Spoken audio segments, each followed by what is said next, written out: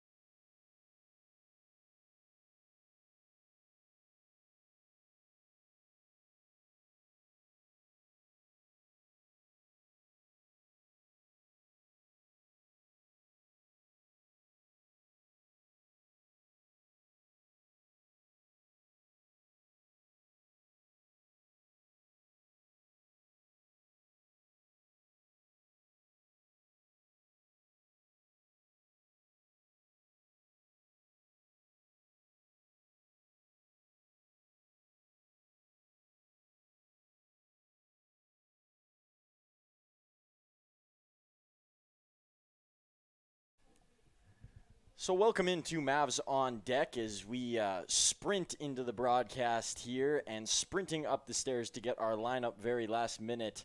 We're the Swift Current 57s. We'll get to that in a moment. But first, let's visit this matchup that for the first time this year occurs here at Athletic Park, but in Swift Current a couple days ago, the Mavericks getting the better of the 57s in their first test. Well, it's a rematch, and we're going to see a lot of the Swift Current 57s this year. They're our closest rival in the East Division, so we play them more than we play anybody else. So this has always been a good matchup. The 57s last year faltered, stumbled a little bit, They're looking to rebuild. They lost several players this year. Unfortunately, some of the best players they have to the Saskatoon Berries. And we'll see how they fare today. They're struggling to get the season underway in terms of wins, and the Mavericks have been rolling. They're 4-0. Yeah, the Mavericks have played their best ball early on, and you usually don't expect that out of the gate. But this one does feel like a bit of a trap game in ways, with it being the first noon game of the year. Saturday night, obviously a big win, and the 57s are still searching for their first win of the year. So you know they're going to be motivated to not only break the Mavericks streak, but get one for themselves. Yeah, we'll have a good pitching matchup, we think, today. And I know a lot of the fans, crowd right now is very small because of the big hockey game later on this afternoon with the Medicine Hat Tigers. But the fans will start pouring in here. We've been drawing very well. The lowest crowd last night was 1,250 fans. The game before, 1,993, and the home opener was 1,600 and plus fans. So the fans have been coming out in droves. The weather's been beautiful. A little cooler today, which I don't think any of the players will mind. Yesterday was 33 degrees, plus 91 Fahrenheit. Today it's 10 degrees cooler, so high 70s, mid 70s. So weather won't be a factor. The wind is blowing today. Yeah, it's picked up a lot since yesterday, and for the 57s, one note that we make every time they come down is about their jersey combination. Today, again, rocking that bright orange color. I'm not sure if you can see them way far to the right on their screen. And the Mavericks sporting a similar look with the bright red. So it's going to be tough to tell these two teams apart today, although in the standings it has been very evident who's been succeeding and who hasn't been doing so. So big test for the 57s today as they hunt their first, and a big divisional game as well. Those games always very important, especially in the early goings, as Estrella will sprint out here with his lineup card, and we will get things underway coming up soon here. We will have starting lineups for you, starting pitchers, umpires, and then we will be off to the races here from Athletic Park in Medicine Hat, Alberta.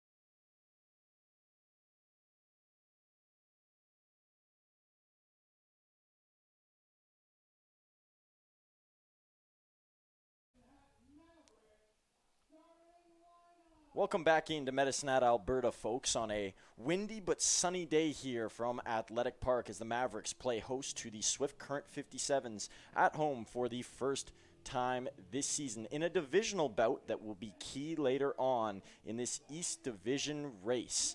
This is the second home game in a row for the Mavericks, and more importantly, their fifth straight game as they hunt down their fifth win in a row to start the season. It has been a remarkable run here for the group in red and white. But for the group in orange, they play their third game of the year, and after disappointment in Brooks a night ago, they hunt down their first win of the season, and they don't want to get behind and let the league pass them by, so it's crucial to get on the board here. My name is Truman Bartman, and alongside me, as always, is Wayne Slosher. And Wayne, starting lineups for the Mavericks were in quite early, but different case for the 57s. But you got the information for us? Yes, I do, Truman.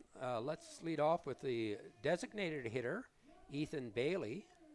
At first base, Gus Cohn, he'll be batting second. Wilmer Enriquez at shortstop. Donovan Borg in right field. Brody Alexander, the always present threat, will be at third base.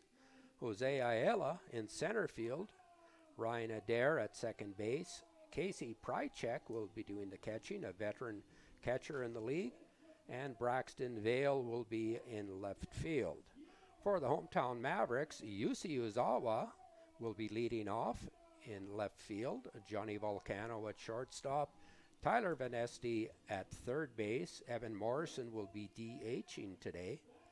Aaron Volcano at first base. Micah Dvorak in right field. Blake Dale at second base. Jamal Chabot is catching, and Jeremy Freeman Jr. will be patrolling center field. The umpires for today's game at home plate, Connor Joslin. At first base, Mike Smith. And the crew chief at third base, Tyler Murphy.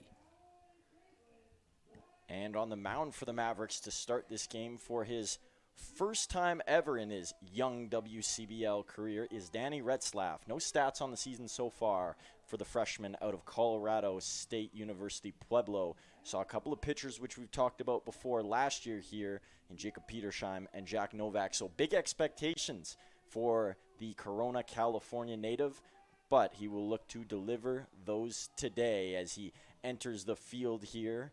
And an exciting day for the young gun. Not as much pressure with the stands a bit bare today, so it might be a chance for him to ease in. And before we ease in any further to this game, we'll get you to the national anthem coming up right away.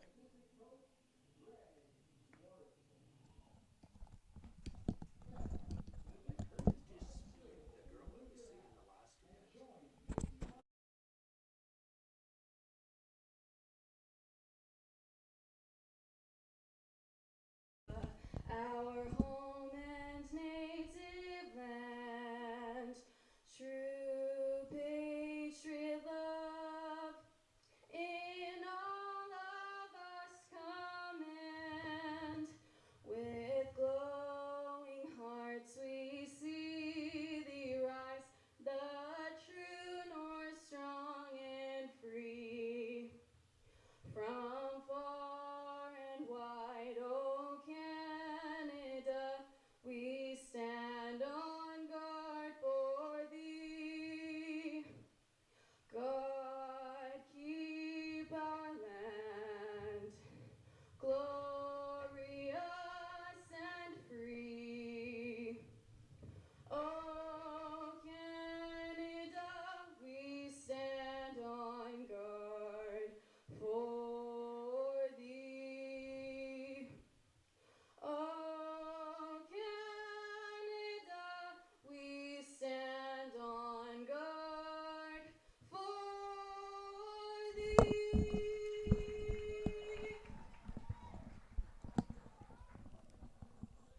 Thanks, Macy. Conditions at game time at Athletic Park. The temperature is 19 degrees for wind. And I'm not sure if you grasped onto that from the PA announcer. Temperatures at 19 degrees, as Wayne alluded to before. So it's a little bit colder than usual. And speaking of cold, Wayne, outside of this event today, there is a major event occurring for the city of Medicine Hat, and I would be remiss if I didn't talk about it off the top of this broadcast. The Medicine Hat Tigers, who are sporting a similar look to the 57s out there today, will be donning the orange in black in the Memorial Cup final. What a treat and what a chance for them to take it home for the first time since, I believe, the 80s, or was it the 90s? A long time ago. It was late 80s, 88, 89. They won back-to-back championships. And for those of you who don't follow the hockey like we do here in Canada and in Medicine Hat, the Memorial Cup is the junior hockey championship for all of Canada. There's 3 big leagues, or major leagues in Canada: the Western Hockey League, the Quebec Junior, and the Ontario Junior. And all 3 winners of those leagues meet in the Memorial Cup. And this is for players 20 years and under. A lot of them have been drafted already. Some of them are drafted in the first round, which the Medicine Hat Tigers do have some players that are going to be in the NHL next year. So it's a great event for all of the hockey fans in Canada, and particularly in Medicine Hat. And without getting too deep into it, the Tigers have a majority of their players drafted to NHL teams or signed there for the next year. But there's one who's not that stands out, but will be. The name Gavin McKenna. If you're getting into hockey or you're not a hockey fan, you'll know the name in a couple of years. He is the next one in terms of generational hockey stars coming into the NHL. Projected to go first overall next year, and is doing things that people have never seen from a teenager before. It's quite remarkable. But hopefully we have a remarkable day here at the ballpark. And for the Mavericks, doing remarkable things on their own. I don't have a set-in-stone record or stat for this, but talked to Greg Morrison yesterday after the game, and he said, I don't believe a team has ever won 5 in a row while scoring 10-plus runs. He says, I can't remember it in my time, and I think he'd be close to right. That is not an easy feat to obtain, and especially out the gate. This is one of the craziest starts we've seen from a team. 52 runs already scored for this Mavs squad. But first, they'll have to prevent the 57s from scoring, as the first dealing here from Retzlaff is fouled aside. And he's up there facing the DH, Ethan Bailey, who listed as a pitcher on point streak. But we'll see if he's good with a bat in hand. He's fouled 2 off here. It'll be interesting to see for Retzlaff in his first start how he'll be able to work and communicate with Chabot behind the plate. They've never played together. That one foul over to right.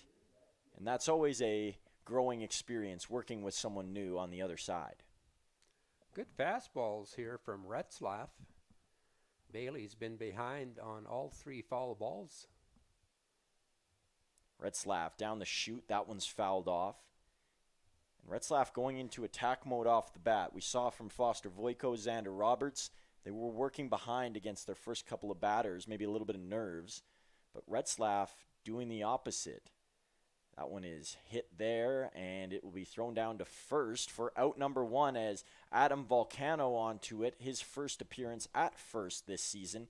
And talked to him pregame. He said he was excited about it. He was not only happy to get into the game, but playing a new spot.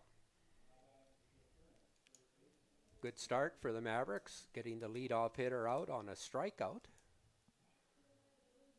And Gus Cohn will come in now. Speaking of first baseman, that's where he'll be on defense tonight. That one catches him on the heel. So Cohn will take first base. Okay, so a hit by pitch.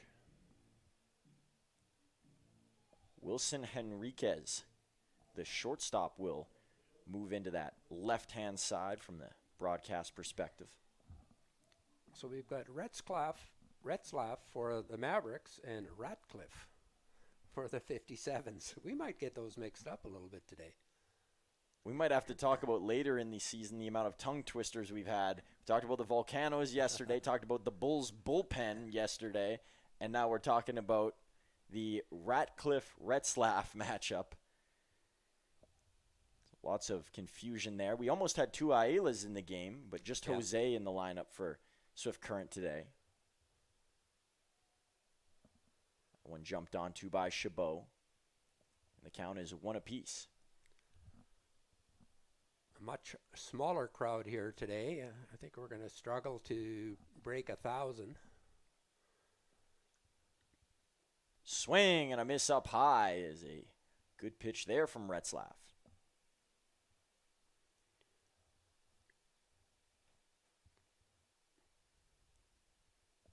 Retzlaff a long stare here as he checks back in, look over to first, throws it down and gets a foul again.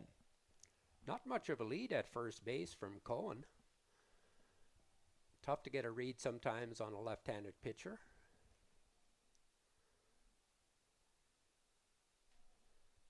So only got a 2-step lead at first. Retzlaff will throw that one low. Chabot's behind it. And the count is over to 2-2.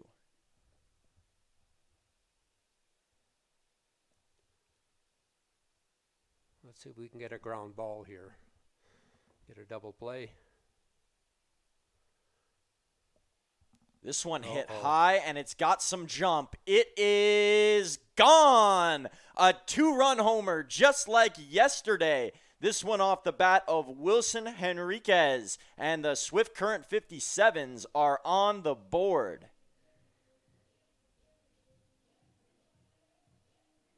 And the nerve showing there from Retzlaff is he put one in the sweet spot for Henriquez, and he made no mistake about it. If I'm not mistaken, that went over the berm. I didn't see it land on this side of the berm, and yeah, he tattooed that. There was no doubt. Usawawa took a couple of steps and then watched it sail. This one hit good as well over to center. Freeman will get under it, deepest part of the park, so it was going to be a long way to trudge there for Donovan Borg, who's in and out of the batter's box. Speaking of home runs that have gone that far, I think back to last season when the Edmonton Prospects made their first visit here. Zach Barneau hit maybe the furthest home run I've ever seen hit. It cleared the top of the path and may have found some water out back. Retzlaff gets a swing and a miss there from Brody Alexander. And for fans that don't know Athletic Park, beyond the berm out in center or left in center field is the South Saskatchewan River. So there is a river flowing behind the berm, and what's above the scene in the back? Can the fans see the golf course up there?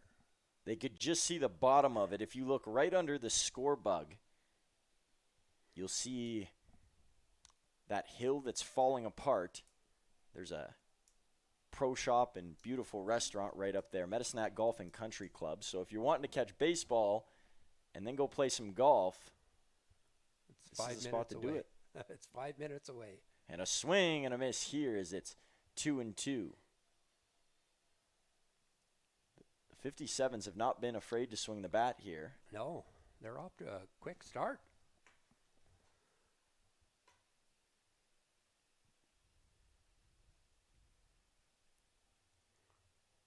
Here's the pitch, and a swing and a miss. Retzlaff ends the first with a strikeout, but not before the 57's feast. It's Wilson Henriquez who goes deep and gives the Swift Current 57s a 2-0 lead.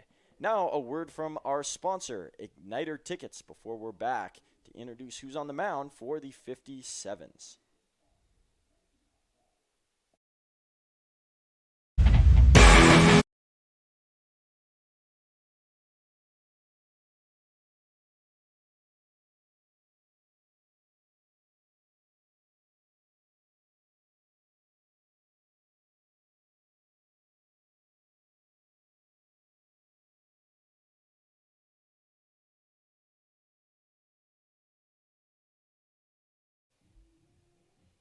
And on the mound here today for the 57s is Riker Ratcliffe, as he gets set here to go out of Trinidad State College.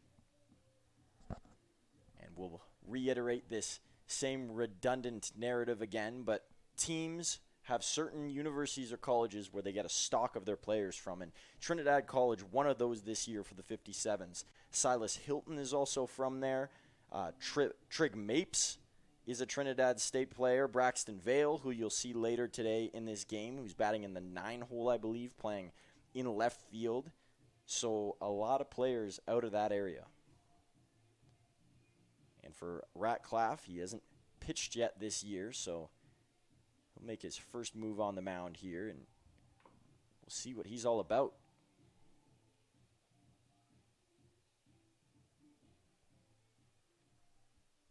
And leading off for the Mavericks, it's nothing new here at Athletic Park. Yusei Uzawa.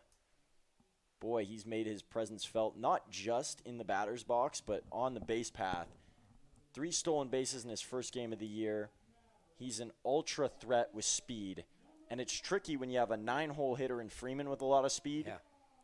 And then you get Uzawa right after. You get those two on the base path, it's a scary deal. Uzawa takes a first pitch strike.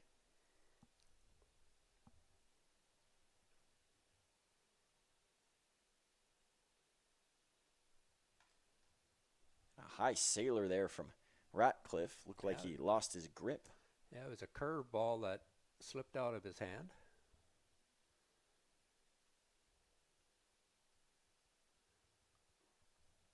Another one goes high for Ratcliffe.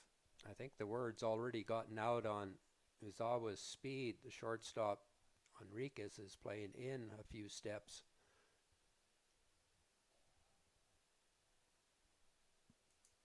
And not finding anything in the zone is Ratcliffe. Do not want to issue a free pass to Uzawa, especially off the first play of the game as he fouls this one aside. But for Ratcliffe, we talked about the nerves before, maybe with Retzlaff. Similar situation for him here. Now he does have the, I guess it works in his favor that he's pitching on the road. The home crowd pressure isn't there, but there's always a little bit. And that one will claim a walk for Uzawa, who's very patient at the plate. That's the way to lead it off, UC. Johnny Volcano, the WCBL league leader in hits, makes his way to the plate.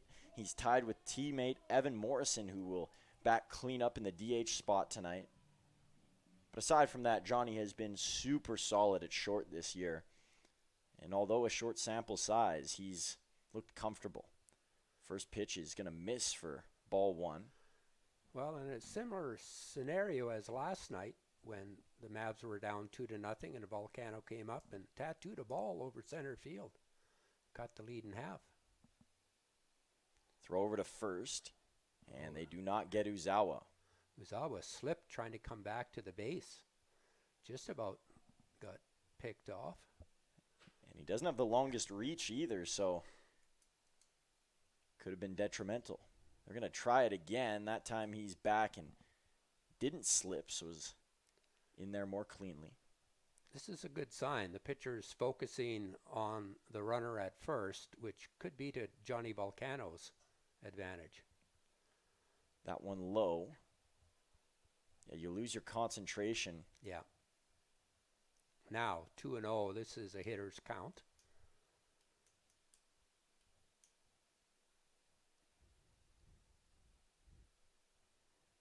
Volcano will roll this one down. Going to be a double. Oh, and it's not going to be a double play. A bobble. Both are safe.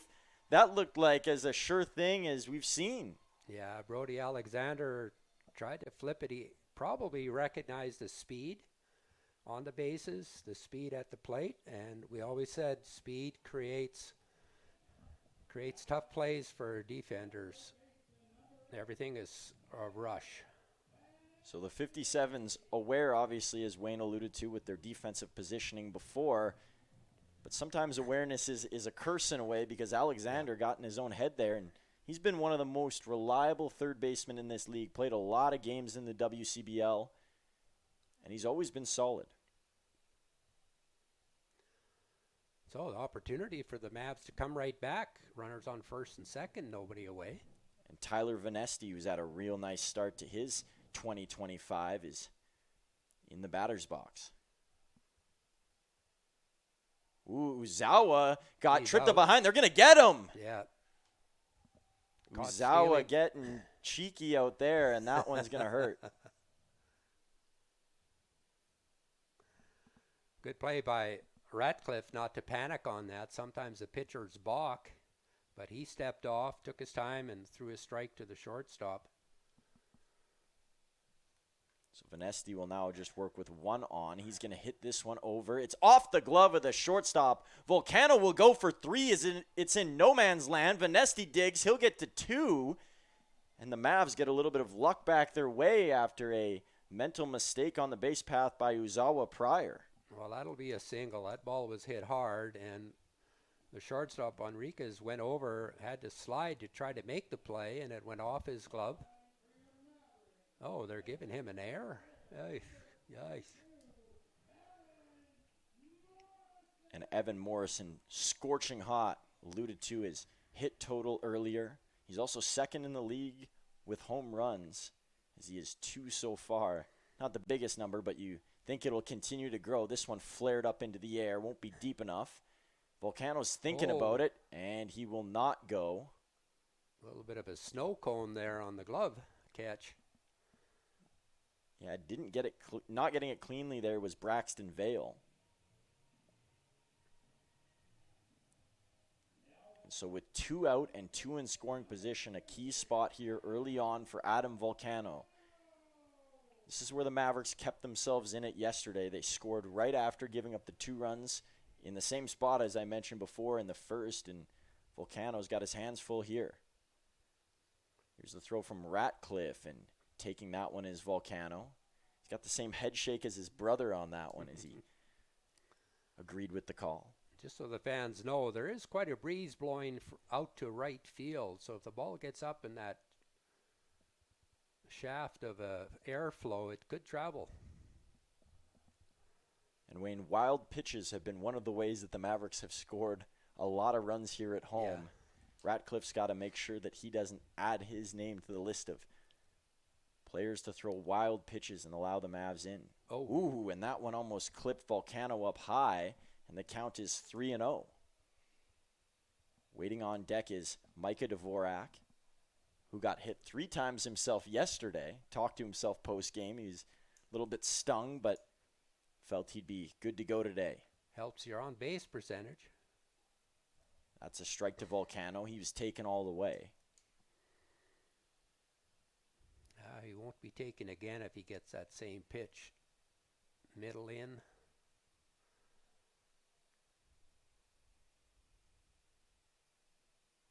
Volcano's going to send a soft one over to short, throw over to first, and they will get him.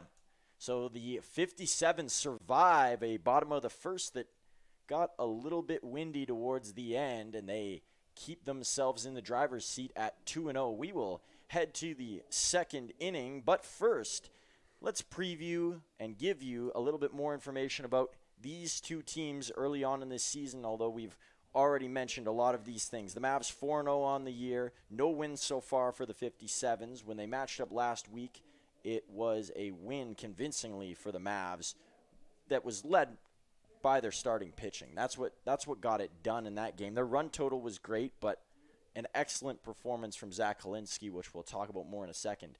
And the run difference is crazy. Just 10 runs for the 57s. That number now up to 12, including this game. 52 for the Mavericks. So even if the 57s have a couple of crazy games coming up here, they're not going to be close to that total that Medicine Hat has grabbed.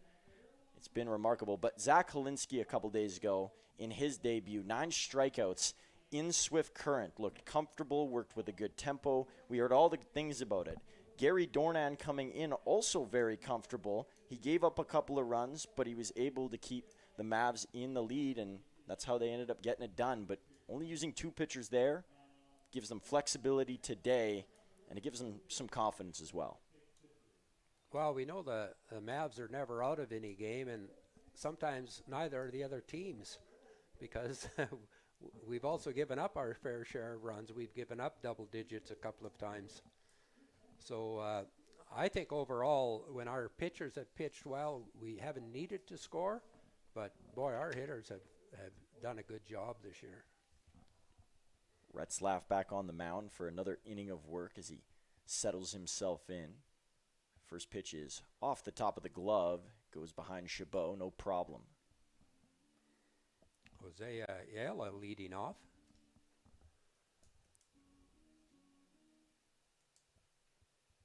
That one in between the legs of Chabot as he blocks it again. So Retzlaff is quickly behind. And taking a look at the Mavs infield today. At third and short, Volcano and Vanesti. That one goes in and out of Vanesti's glove as we're talking about him. He'll get it over to Volcano, who did get it at first. He was clipped on the back end and then dropped it. So the Mavs will get an out after a crazy play there. But Vanesti, Volcano, they've played in all games over at short and third this year. Over at first and over at second, some big changes today. We talked about Volcano before, but Blake Dale in at second base. Carter Roth not playing today. Yeah, the same look on the left side of the infield, a completely different look on the right side of the infield. Strike there from Retzlaff. Gives a head shake. He liked that one, and he works ahead. Different matchup here. He's going to get a grounder over in the area of Blake Dale. Guns it over to first, and squatting down to grab it is Adam Volcano. 2 up, 2 down here for the 57s. As heading up to the plate next, I believe Casey Prychuk. Yeah, he's been around. The Saskatoon native. Yeah, he's played a lot of games in here before. Should be comfortable and maybe a little less comfortable after almost taking one off the noggin. It looks like Xander Roberts is running the bat boy role today. Yeah, I'm not sure where our ball boys are. This one is blasted into center field, but doesn't have the height and looked better off the bat than it ended up being. Freeman makes the play, and a quick inning for the Mavs. They needed that. Steer a little bit of that momentum back in their direction, but they're going to need to score some runs, and we'll see if they can get to that point when we come back from a word from our sponsor.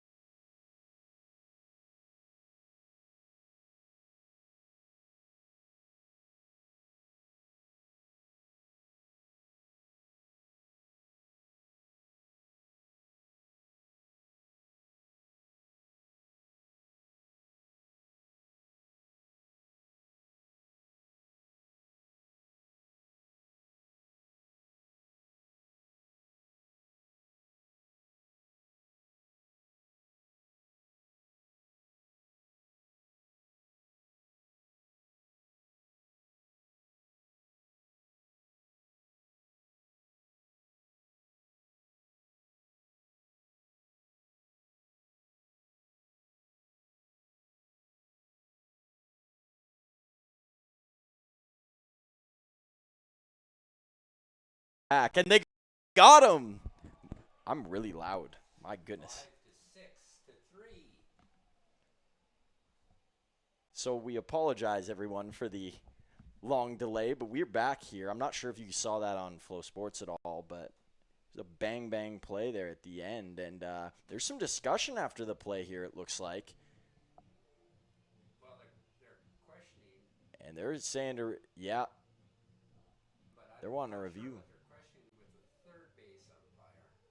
Rudy Estrella is out there. So this game is 2-1 now for those of you just joining back in that we're experiencing some technical problems here. Wayne, can you give us a recap of what occurred? You were watching better than I was. Yeah, well, to lead off the inning, number 9 hitter Braxton Vale struck out looking, and then Ethan Bailey, the leadoff hitter, was hit by a pitch on a full count.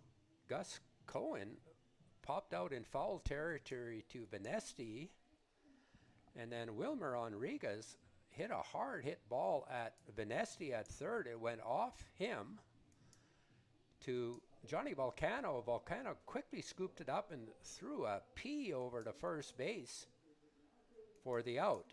And the question is, right now, Rudy Estrella went out to talk to the third base umpire because of Venesti's play went beyond the dugout line, but there's lots of territory out beyond the dugouts in foul territory on foul territory on both the Mavericks side and the 57 side. But Venesti wasn't aided by anything. He made a great bucket catch down by his waist for the second out. But anyway, the Mavericks escaped unscathed. The Mavericks did score a run on the bottom of the second inning to cut the lead in half. And now Volcano grounds out on a 6-3. And we've seen... You're caught up now. Perfect. And we've seen some slow games here as of recent, but this game, much different feel. We're already 1 out into the bottom of the third inning. And maybe that's just because of our little delay there that it seems quicker, but it hasn't been the drag on. It's the pitchers are throwing strikes. They're having. I think there's only been one walk in the game, and that was to UC to lead off the game, and the rest have been. There's been a couple of hit batters, but this game is moving along, and I'll try to get everybody caught up here on the score. So Venesti is in a favorable count here, 2-0, and Ratcliffe still working on the mound. Just giving up the 2 hits.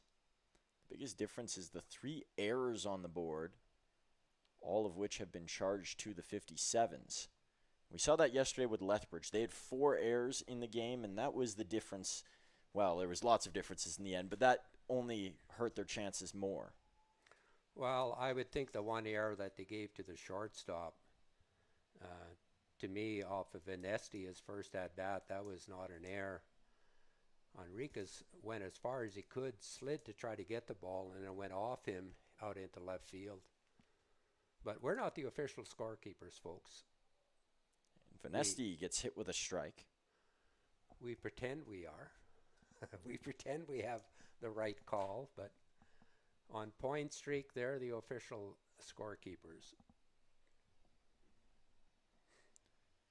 Venesti, this one's hit up in the air. That wind is out there. It's going to push it a long ways to the warning track, and it's going to be caught in right field. Borg is under it, but there was some promise off the bat there for Tyler Venesti.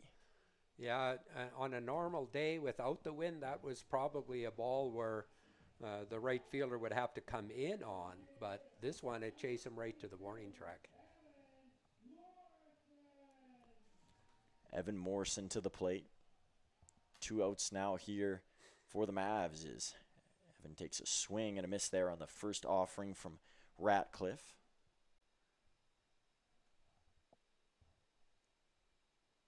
Morrison will get hit with a strike in a similar spot this time, no swing.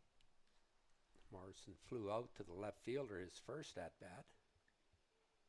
And this time he goes to left again. This one going to be out of the reach at the last second. Vale made a good attempt at it, Morrison's thinking 3, and he will hit it in stride. Running in, ball is off, and Morrison's got himself a triple.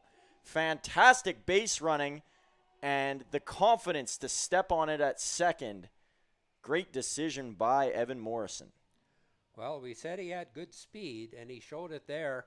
I thought rounding second he might pull up. You're already in scoring position. There's 2 away. There's an old saying in baseball, you don't want to make the first or the third out at third base. And had the throw been on from the left fielder, he might have been out, but he's playing aggressive.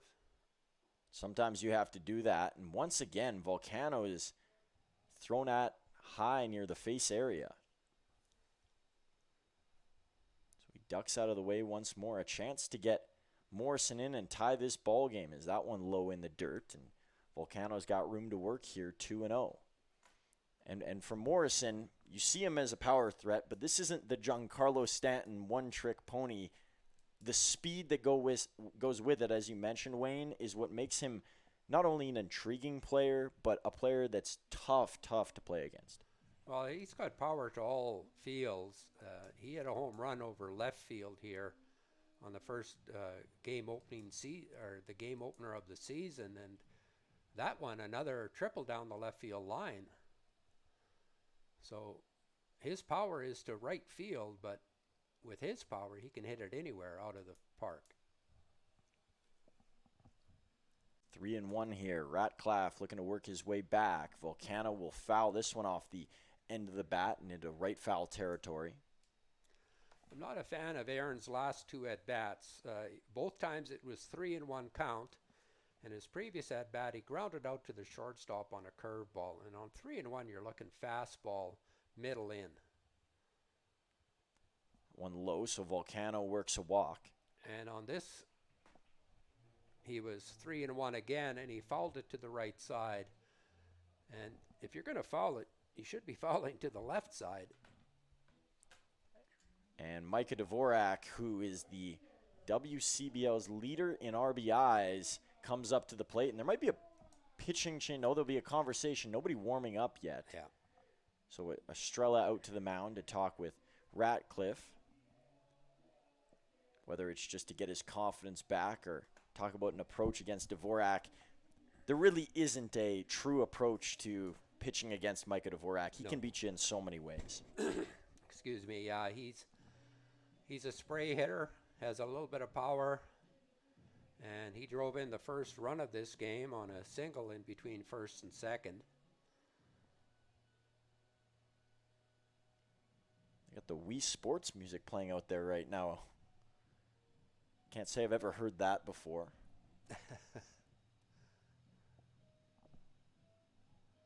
So runners on the corners, good speed on both places. Dvorak is going to hit this one foul. Good catch there by Chad Martin, who's occupying the first base coach role again today. Ryan Reed over coaching third base. Of course, JT and Cesar Rodriguez in the dugout.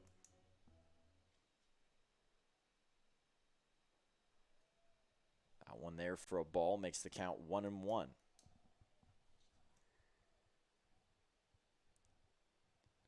talking to Micah post-game yesterday, and he struggled so much at the start of last year with the Mavericks that he kind of just said, don't matter. Went up there with that approach every time that it really didn't matter, and here he is now in a not only a more comfortable spot, but a more confident spot for him as a hitter. Yeah, he had a very good second half of the season last year.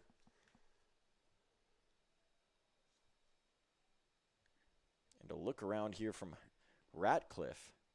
Well, Aaron kept creeping off at first base, and he was getting out there quite a way, so the pitcher stepped off, forced him back to first. Dvorak won't bite, and that one's a ball awfully close. As a delayed steal by Volcano, he didn't go right away, and the catcher tried to frame the pitch, and Volcano trotted into second base. So Dvorak's got a chance to give his team the lead now. Something hard hitting the green grass. He'll foul that one aside. That's a great piece of hitting with 2 strikes, tough pitch, up and away, and he just fouled it off. And he seems to agree, shaking his head over this way, and maybe he thinks that he's all over him. Dvorak will wait there.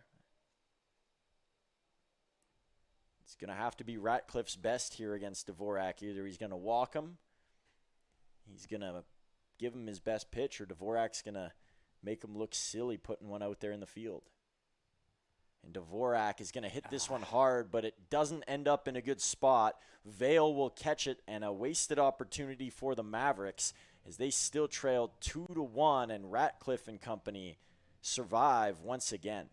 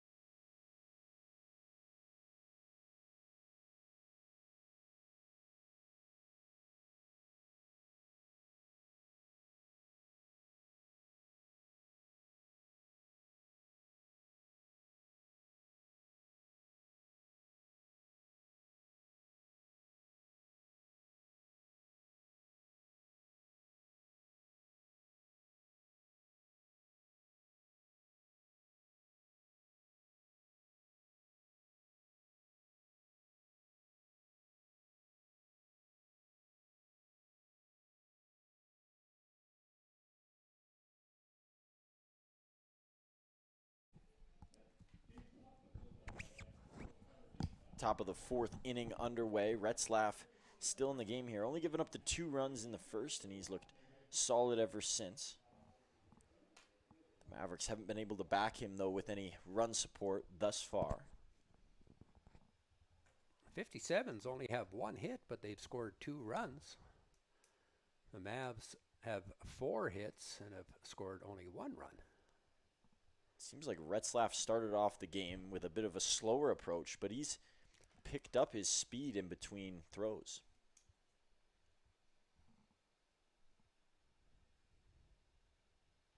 This one has some lift to it. Uzawa is going to get under it and make the play, but made that look a little bit harder than it probably should have. He caught that one low near the knees. I think he kind of thought it might have been hit harder, so he was going to go back right to the wall. It's not a bad strategy to get deeper and then come in rather than be shallow and then have to go back. So nevertheless, we got an out.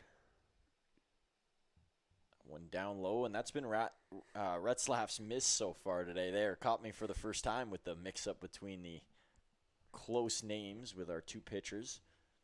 But Chabot has been jumping on a lot of balls that have been bouncing in the dirt.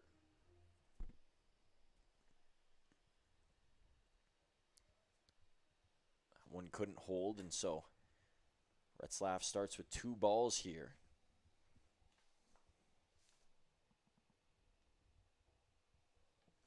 And that time he sends a strike Brody Alexander's way. So Alexander up and Jose Ayala on deck, and those are the 2 veterans on this team. They lose Marcus Graham and Ethan Murdoch in the offseason, and 2 massive names as a part of this hitting lineup for the 57s. They also lost Claver Martina in the pitching department and Kenny Jinks, but he's still with the team as a pitching coach. Count is full here to Alexander. Swing and a miss. Retzlaff dials that one up and blows it past him. Yeah, fastball up in the zone. Hitters can never quite catch up to that. That fastball about chest high. And Retzlaff has looked good with his fastball today. The off speed has given him a little bit of trouble, but the fastball he's stuck with. That one's in there for a strike. That's what I want to see. Pitch ahead. The last two hitters, he was behind 2 balls on both of them. Came back to get the outs. Swing and a miss there, and Good now he's off way speed. ahead at 0-2. Yeah, that was a good off-speed pitch. With the rhythm he's at right now, he might just throw one more down the pipe. This one grounded over to Venesti, a hot hop. Play. And it's airmailed over towards the 57's dugout. Looked like this inning was about to be over, and the throw not clean for Venesti. Yeah, that was a tough hop, but he stayed with it, and then just, as you said, airmailed it. So it'll be an error on the third baseman. And Ayala had turned as if he was going to go to second, and then the coach yelled at him because Chabot had gone down there to cover the throw. And a good call over there at first because he wasn't watching. This one's going to float into left center. Runner's going to round all the way for third, and then the other runner's going to get to second. Venesti was pulled off by that throw. And probably throwing it to Volcano would have been a better spot and keep runners on the corners. Yeah. You know, we noticed that the other night when Matsuzaki from Lethbridge last night tried to throw out the guy at third. At that time, there was less than 2 away, and the hitter just trotted into second base.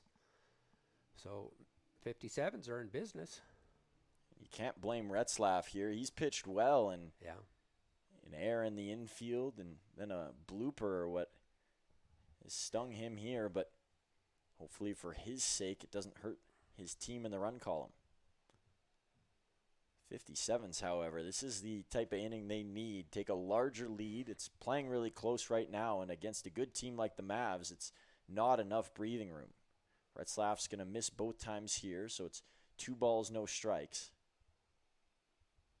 Just as he was getting the rhythm and working ahead.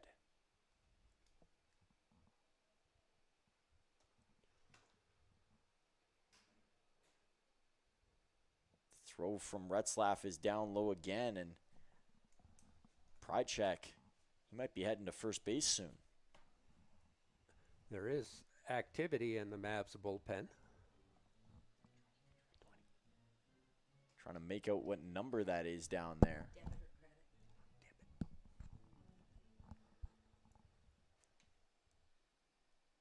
Retzlaff will throw that one aside, and it's a walk to Prychek. So he'll face the number 9 hitter, Braxton Vale, who ended the last inning with a catch over in left field. And there'll be a mound visit here. Cesar Rodriguez comes out. Chabot will move from behind home plate, and the infield will gather around Danny.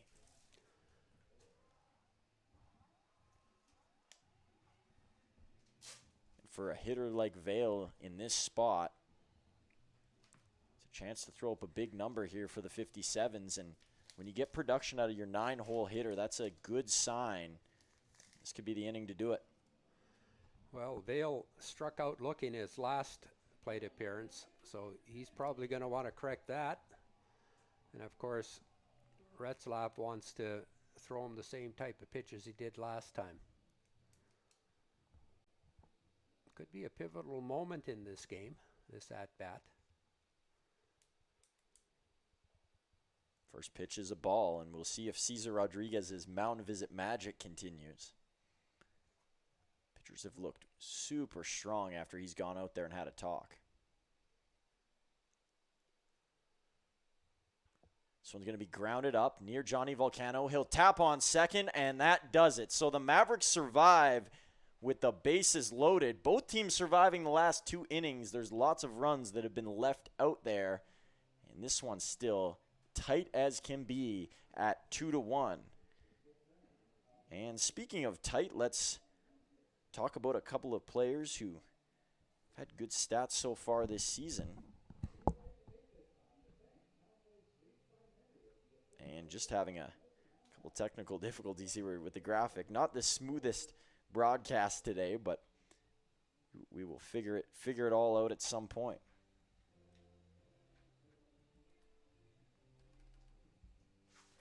So we don't have the official graphic here so far for today's head-to-head, but it was going to be between Micah Dvorak and Brody Alexander, who we've each seen their presence so far in this game. And here we go, and they got it up now. This is their 2024 campaigns. Dvorak with 47 hits to Alexander's 29. Alexander, a solid defender. The .313 batting average for Micah increased as the season progressed, just .254, which was down for Brody Alexander, as he was near .300 the year prior in 2023, and 21 RBIs for Dvorak, which isn't huge for that average and that amount of hits. 23 for Brody Alexander. He was the main run supplier for the 57s last season. So that is our official head-to-head matchup for today's game, and we'll have one of those for every matchup, of course. And one matchup that can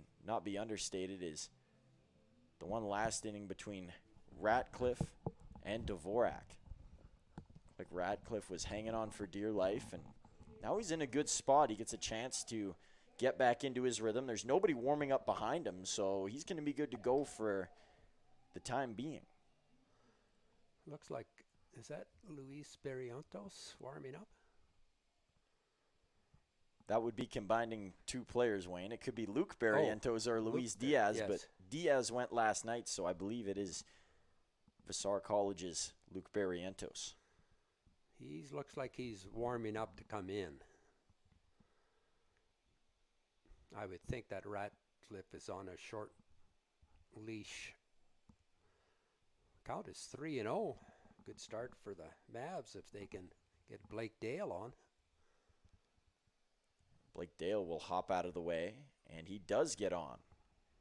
And just a interesting note here, looking at the two dugouts. The Mavericks dugout, lots of bodies lined up along the front, and for Swift Current, they're quite a small roster, and maybe still some players to come, but there's not a lot of bodies down there in that dugout on the far right side. That is very true. Jamel Chabot in at the plate.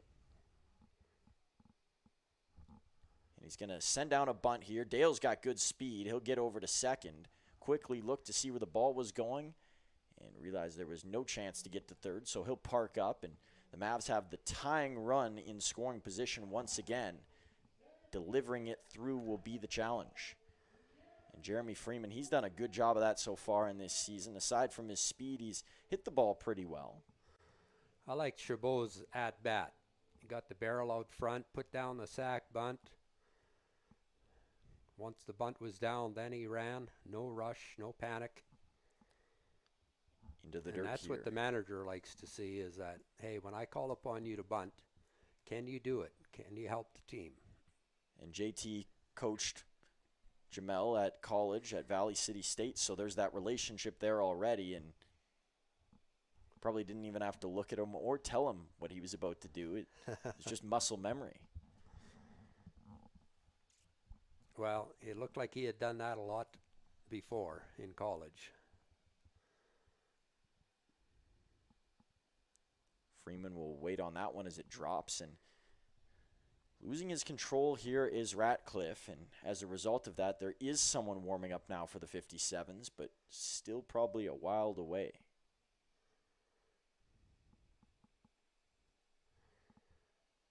Ratcliffe will now walk Freeman. So this is kind of a carbon copy of last inning when Ratcliffe was struggling, and now we have Ratcliffe struggling.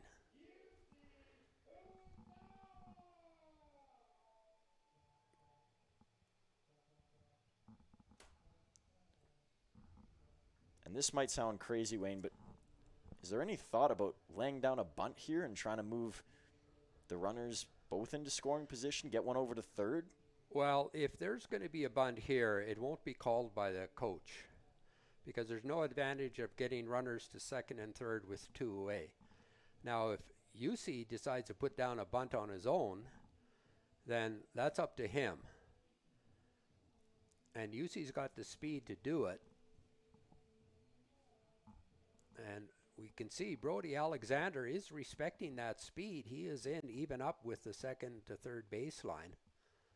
Well, when you have your 3 fastest players all around the mound, here's a little flare right over to short, and it's caught there by Henriquez. So the Mavs now with 2 outs on the board, and there's a chance they're going to leave runners stranded again, and this is a theme that continues to plague them throughout this game. I think UC would like to have that swing back again.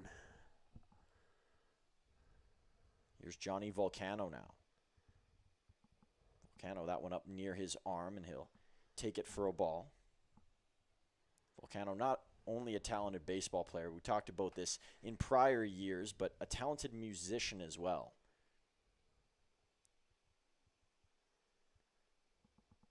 Throw to Volcano will fall for a strike, and checks with the umpire immediately after that one.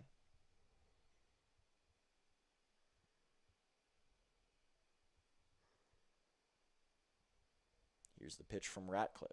Volcano's going to blast that one, and it's snagged down. Throw over to first, and they're going to get him. Not sure if Volcano hesitated on the other end. No, he went all the way. That was a great play by Brody Alexander. He made an error earlier on the game, but he sure made up for it there. Yeah, scorched hit, and Volcano almost can't believe that Alexander caught it. Good piece of hitting at the end of the day. It's all you can do. But the Mavs coming up short again as through 4 innings. They have just 1 run on the board with a lot of opportunities. And now an opportunity for a new pitcher on the mound, Luke Barrientos. This is the earliest he's entered a game, and so we'll see what he's got planned coming up next.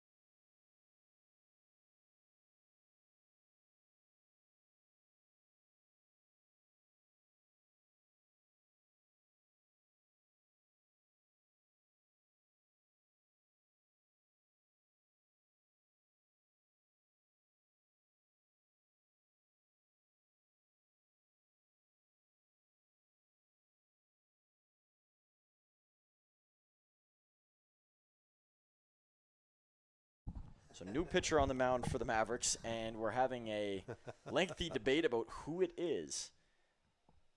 Some arguing for Luke Barrientos, others arguing for A.J. Dahl. Dahl has already pitched in 2 games, Barrientos 1.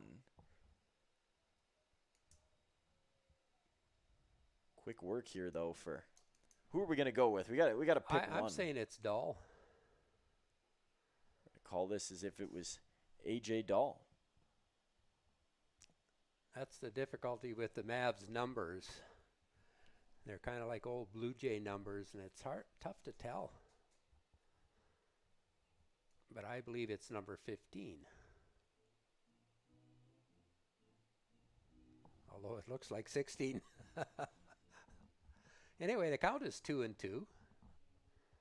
Leadoff hitter Ethan Bailey up.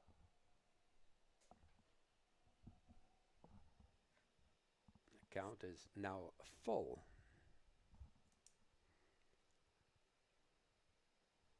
Here's the throw in, and it is chopped up towards Venesti, but foul.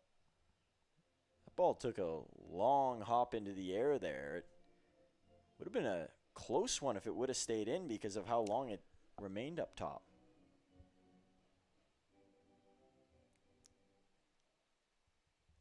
Good pitch. And a great pitch there from Barrientos.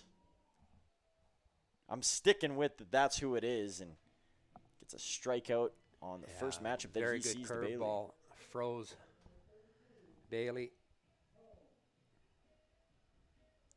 Gus Cohn up to bat now. He was driven in on the Henriquez home run, and that's the difference at the moment. A bit of a wild throw there from Barrientos.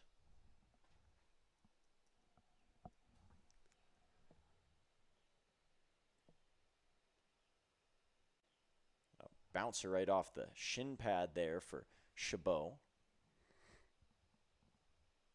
Xander Roberts, as we said, doing the bat boy duties. He hasn't been hard at work today, but he's had his times out there. Getting a little bit chilly out there now, it looks like, with the wind and the dropping temperature. Air conditioning just kicked on in here, too. Oh, in here? Maybe that's why I'm seeing and now feeling. Feeling a little bit of pressure as Barrientos. As that count was 3-0 and now moves over to 3-1. Got to think Cohen will be swinging here. And time is called at the last second.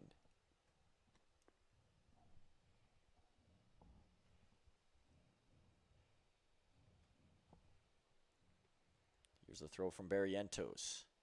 Taking that one for a walk is Cohen. 1 on, 1 out for the 57s here in the top of the 5th inning. It sends up the guy who got the party started tonight, and Wilson Henriquez. See if he can do it once more here against a new pitcher. Well, he got hit by a pitch, scored the first run, and then he hit a scorcher to Venesti at third. And it went to Volcano, and he got thrown out at first base, although he hit the ball hard.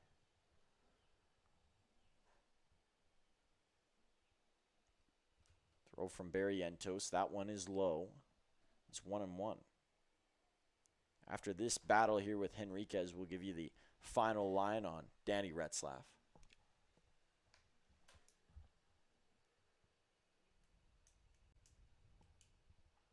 Swan over the head of Volcano. He's going to lose his hat in the process, and it'll be limited to a single here for Henriquez. 2 on for the 57s with just the 1 out. He's been impressive this game. Home run, a single, hit the ball hard, as we just described before, and unfortunately he was out, but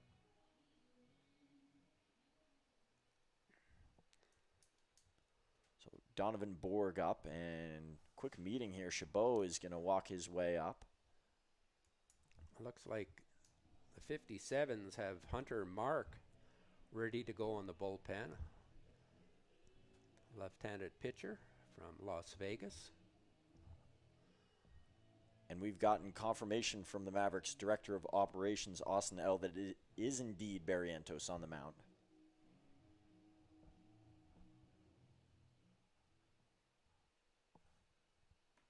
So glad that we leaned that way. Yes. Here's one along the ground. be Venesti two. might have a chance to get 2. Over to Dale. 1 over to first. And it is in time. Big time double play for the Mavericks. More runners stranded. Boy, sounding like a broken record here. It has been a redundant game in terms of production. And stung by it this time are the 57s. Now let's take a look at a couple of Mavericks who have yet to play here at home in Medicine Hat, and we can only assume their home debuts will be coming soon. One actually did pitch tonight, making his home debut, and that's Danny Retzlaff, as we mentioned, the CSU Pueblo freshman out of Corona, California. as we mentioned, listed as today's starting pitcher. Zach Helinski, who we've talked about extensively over the last 2 games for his opening performance out of St. Scholastica, the junior from Albertville, Minnesota. A couple of guys from Minnesota on this team. Max Hudlow still to come up for the Mavs. And he went 6 innings in that debut. And then Nate King, their third catcher. We've seen Chabot twice. We've seen Babiuk a couple times. But it's the Kankakee Community College, tough one, tongue twister there, sophomore who has not played here yet, but he had a solid debut in Swift Current. Also a Canadian from Lindsay, Ontario. I'm sure we will be introduced to the other 2 at some point. And for the 57s, I'm sure we'll be introduced to a new pitcher, and I think we may have one on the mound here. I know there was lots of warming up going on. Is it still Ratcliffe out there? Ratcliffe is still on, but I'm sure he's going to have a short leash. If runners get on, they'll bring in the lefty, especially if there's a left-handed hitter up, and we know that the Mavs have lots of left-handed hitters. So 5 innings, just 1 run for Ratcliffe. If he can finish his day like this, that's a super strong first outing, and that'll have coaches and scouts around the league really impressed with what he's doing, and maybe put a red dot on his name. This one over, and it is into the glove in left field. Spectacular play from Braxton Vale. We saw one yesterday from Brennan McTavish, a diving play, and once again, left field is the spot for action. This time, Vale gets his glove under it. Evan Morrison digs in now with 1 out already on a good hit from Vanesti. Just looped a little extra at the very end. Morrison tripled his last at-bat. Let's see if we can get a runner in scoring position again. It's a bouncer way short of the plate. Left fielder Vale is playing very shallow in left field.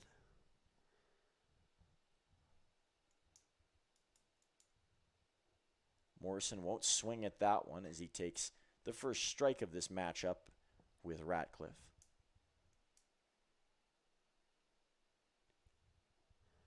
Morrison won't bite at that one either. And in a comfy spot here at 3-1. Morrison along the ground. That one doesn't have a lot of gas as it's picked up and slinged over to first base by Adair. 2 down here for the Mavericks with Dvorak coming to the plate. Slower look to this inning, or rather it's Adam Volcano. Dvorak will be on deck.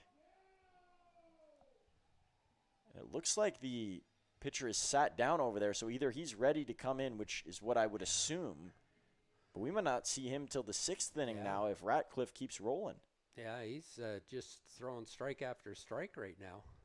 And freezing the Mavericks in many ways and getting contact where the ball ends up in a place that his players are.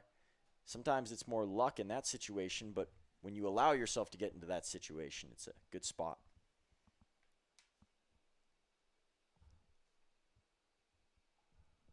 Sharp one hit foul there. Had lots of gas to it as it's into deep right foul territory.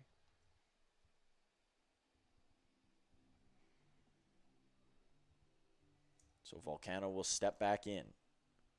Ratcliffe looking for one more strike, and instead it's struck up the middle by Adam Volcano. So the inning stays alive here in the bottom of the 5th. Good at bat by Volcano. He was anticipating a curveball, and he got a hanging curveball, and he just hit it right back up the middle.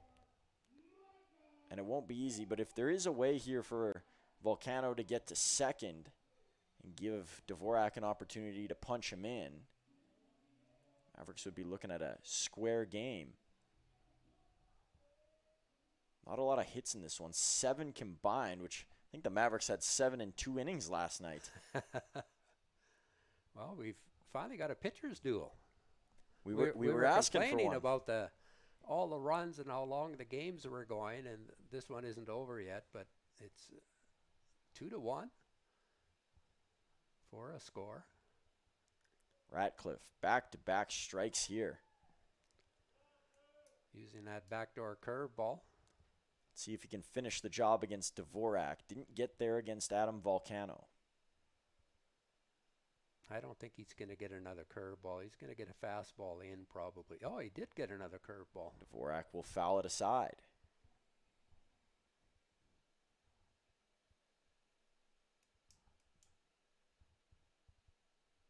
Dvorak has scored the only Mavs run. Singled and stole second and went to third on the air.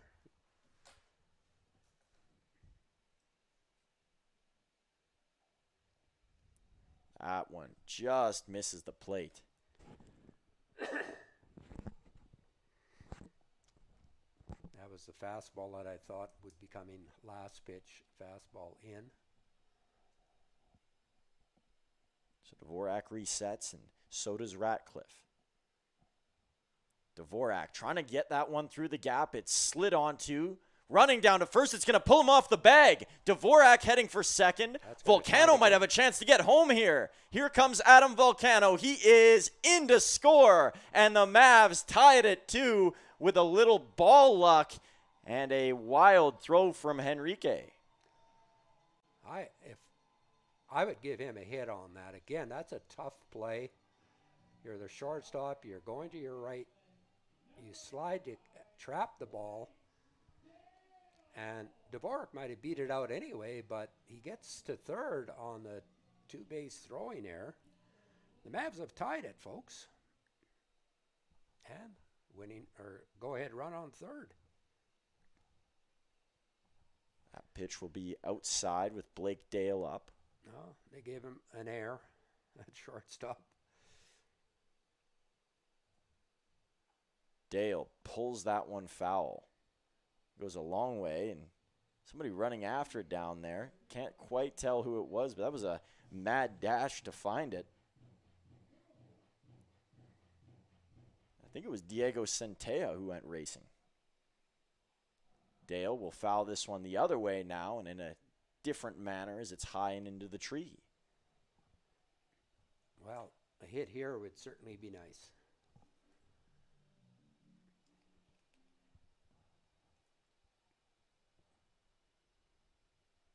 Dale swing and a miss, and that will do it. So the Mavs get a run in and tie this game at 2. They leave Dvorak stranded at third, and a solid outing for Ratcliffe if that's the end of his day. And he's put the league on notice. We've seen 2 pitchers do that over the last 2 nights in this place, and Ratcliffe the most recent.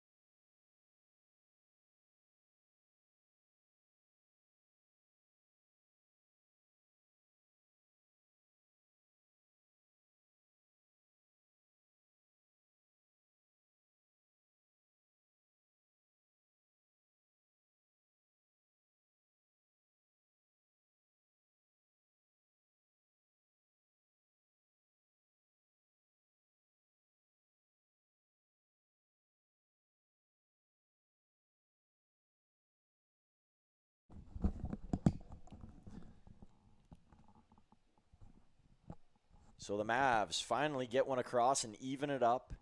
We have ourselves a ball game, folks. It's been a pitching duel for the most part, and that might be the end of the day for Ratcliffe. We'll see who his replacement is shortly.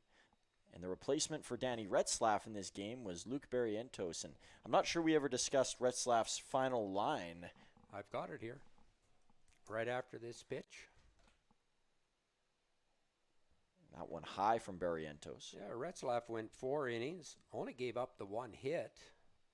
2 runs, both runs were earned. He struck out 2, he walked 1, and hit 2. So a very good outing. Barrientos struggling here. Nobody warming up for the Mavs. We'll see if that changes.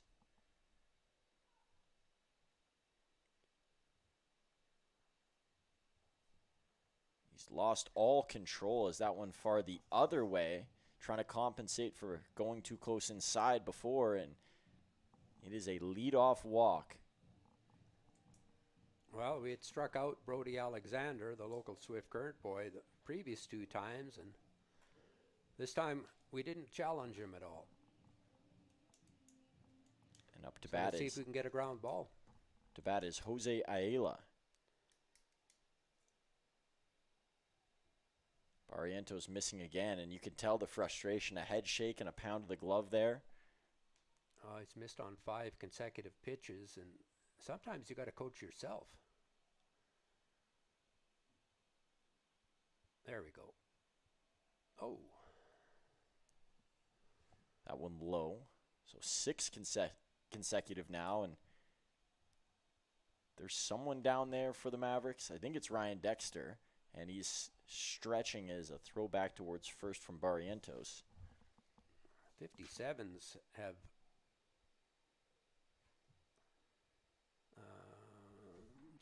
number 40 warming up. He warmed up last inning. We thought he might be going in. Hunter Mark. And he pitched yesterday and pitched for Coach Jonathan Thornhill at Valley City State. So, well, I think we need to talk to our pitcher right now, Barrientos, and I think we need to get somebody warmed up. 7 straight balls. There we go. finally gets one in for a strike. Ayala is 0 for 2 today. Barrientos, a low throw over to first. Really didn't have a chance, but just wants to keep Alexander at bay.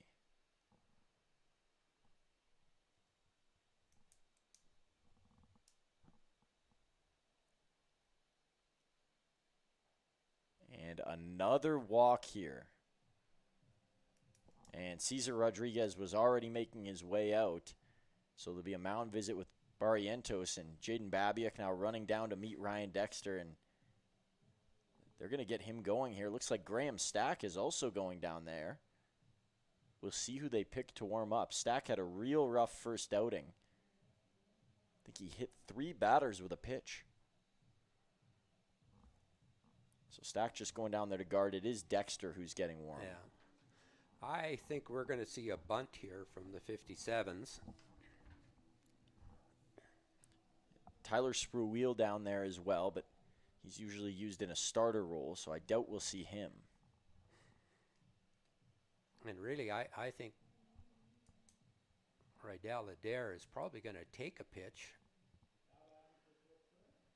If your pitcher is struggling, don't help him out by bunting the first pitch and getting an easy out when the pitcher has only thrown 1 strike in 8 pitches. Yeah, there's the bunt. It's a strike for Barrientos. It looked Yeah. like Alexander maybe slipped behind the play, working his way back towards second. And that was the take. I think he'll be putting the bunt down now. He wanted to see if he's going to throw a strike. And a strike there as well. So Barrientos getting reacquainted with the strike zone. And a strikeout here would do wonders. Then you get a ground ball and you're in business.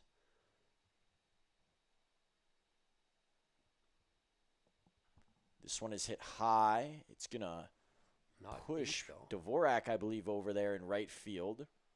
Runners will not move anywhere. That throw over to Volcano, a quick tag at the end, and it almost caught Alexander sleeping. So an important first out here for Barrientos, and not just this crew, but his confidence the rest of the way, and maybe the confidence that JT and Cesar Rodriguez have in him. Well, and that failure to put the bunt down when you'd have runners at second and third with one out, now you have the runners first and second and one out. Ooh, that one is way off. I mean, Chabot just had no chance, and the double play is taken out. I think that's the first wild pitch we've seen today, isn't it? Which is quite unusual. We've seen a lot of them. Well, the 57s are definitely in business.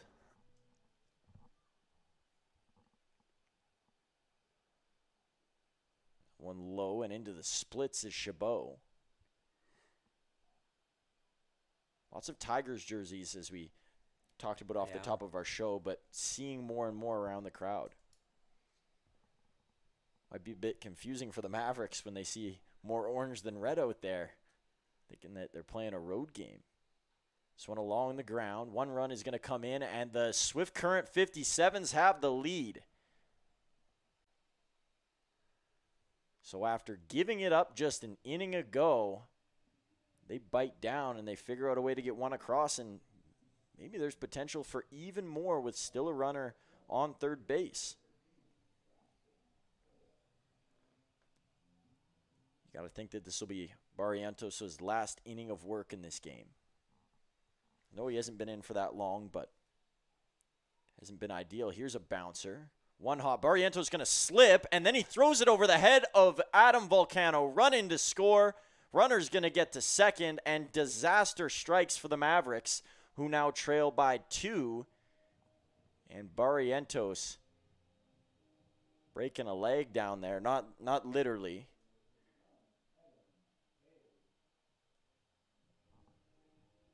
And you can see his infield teammates trying to encourage him on. Yeah, that would have been the third out.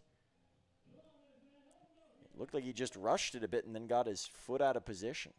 Yeah, he slipped and then decided to throw. It's just one of those things that happens. And it's an error on Barrientos.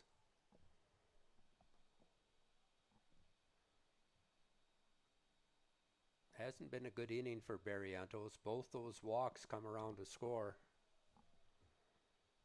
He's also almost issued another one here. He's thrown 2 right close to the batter. It's Bailey, the leadoff hitter, who's in there.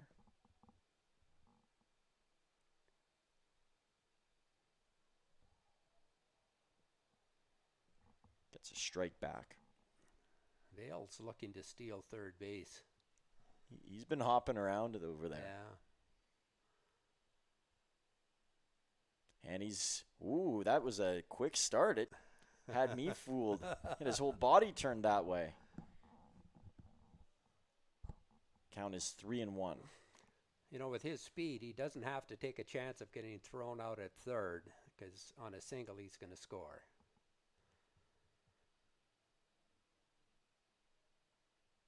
Swing and a miss. Count runs full. That ball was fouled.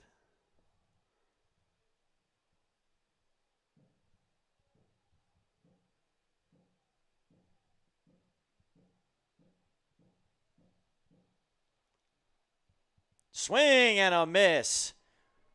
Barrientos bears down and gets out of this tricky top of the 6th where he faced a lot of adversity, and the Swift Current 57s were faced with the chance to push runners over, and they did exactly that. They have a 2-run lead intact, the biggest lead in this game so far.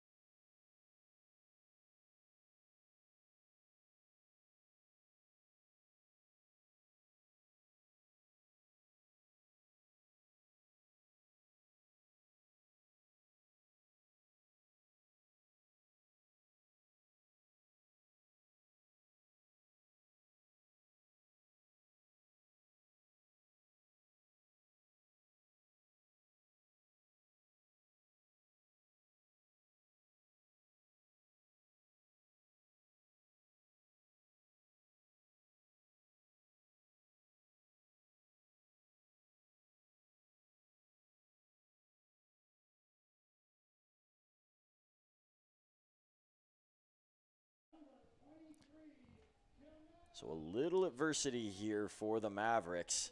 They haven't faced a ton of that. It's come in these small spurts towards the end of the first two games, but nothing to this extent. There's a strike to Chabot. For a team like the 57s, who they just beat, and when they beat them, they really played them well. And to be losing to them here at home, be down by 2 runs is probably got the Mavs questioning lots of things. Count is 1-1. But a chance with a new pitcher. It's Hunter Mark on the mound. He's facing his teammate at college, Jamel Chabot.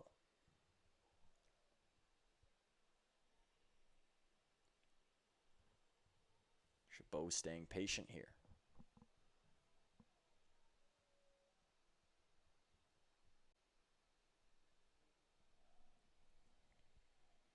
Swing and a miss from Chabot.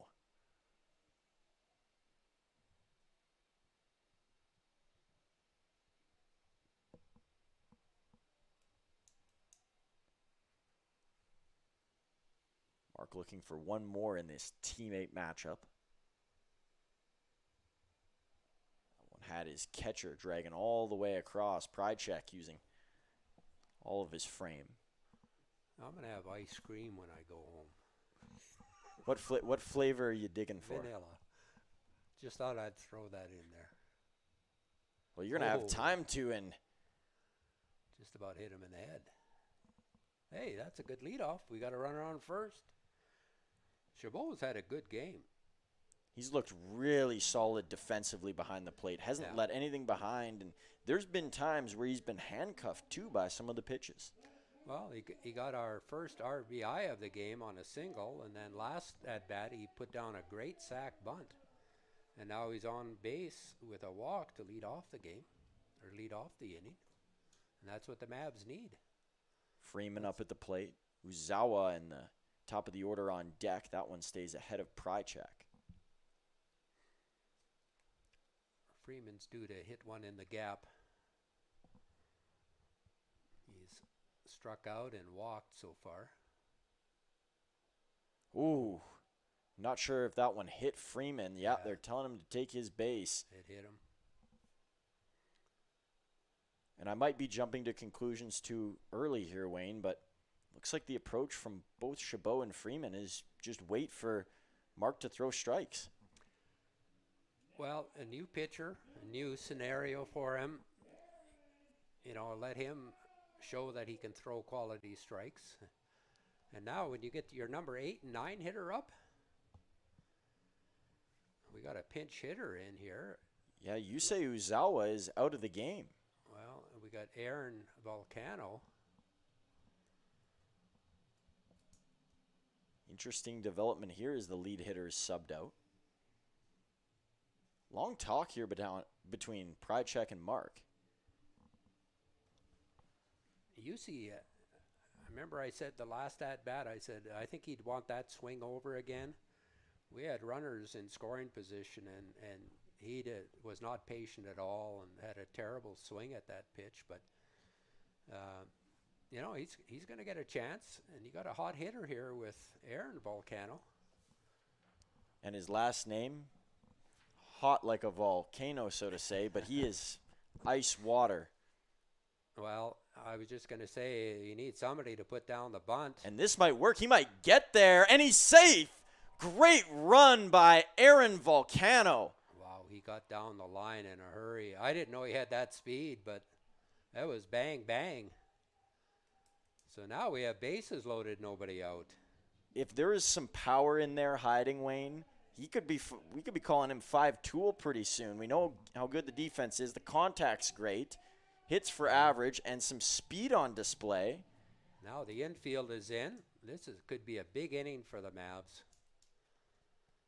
And that ice water mentality, it runs in the Volcano veins as that one's down over, and one run will come in to score. Chabot is going to get in. And good to throw it to the shortstop this time and not allow for Aaron Volcano to go to second. Freeman over at third with just the one out. 57s will be looking for a double play ball here along the ground, but they're not going to get it easy with Tyler Vanesti up. Vanesti, his first homer of the season was against the 57s, and if there's a time to get another one with 2 on, this would be it.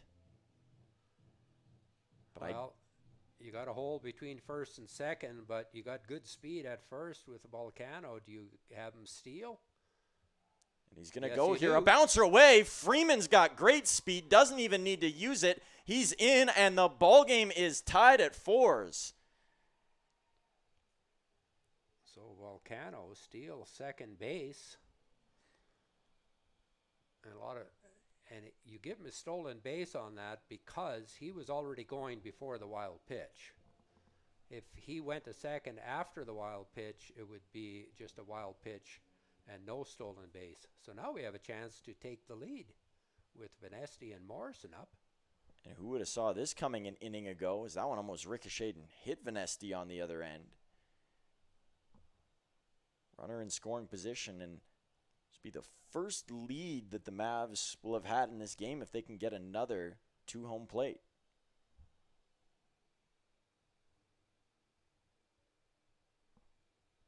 Yeah, the Mavs have trailed all game. They've never taken the lead yet in this game. Vanesti, foul high. That one had some hop off the bat.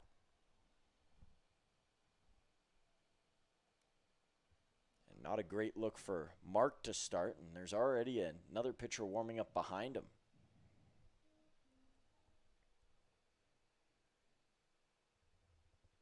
Vanesti will wait, and he gets rung up. Strike 3 looking. Good pitch from Mark. And a big one to get the second out here and not allow the Mavs to bat around in this inning. Evan Morrison had the big-time moment a couple nights ago when the Mavs surrendered their lead, hitting a solo shot into dead center. See if he's got some more Morrison magic here.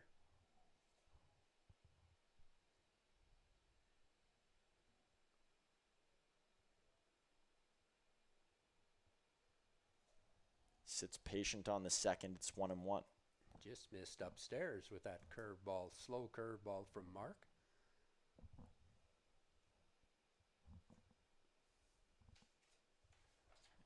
Now a low one.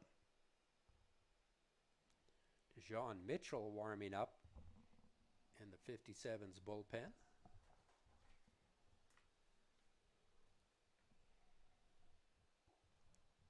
High one there as Morrison takes again.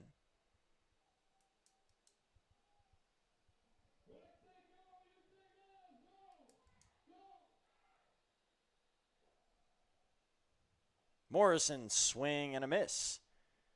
Count is full. Big spot. Might be even bigger from Mark. Here comes the throw. Morrison, a swing and a miss, and 2 strikeouts to close it down. Mark with a shaky start, but he is pumped up at the end result. But for the Mavs, they're happy with it as well. They tie this one at 2 after surrendering 2 in the top half of the 6th.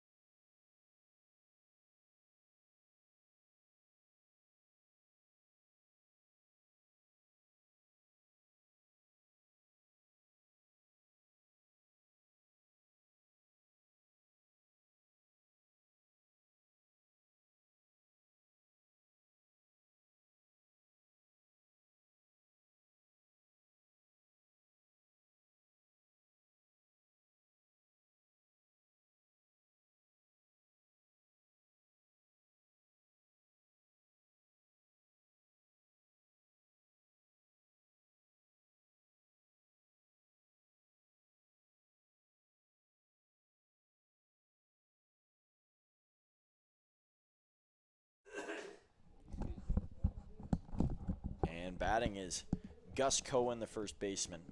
Ryan Dexter checks in onto the mound here.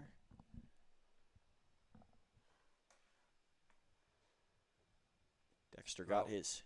We need a shutdown inning here. Pitch is going to miss. Dexter got his career started when he moved to a new place and decided to try a new sport, and that sport ended up being baseball. Also played some hockey growing up. Ooh, that was just about a strike. I was going to say, I think the reaction from Cohen may have dictated what the umpire decided.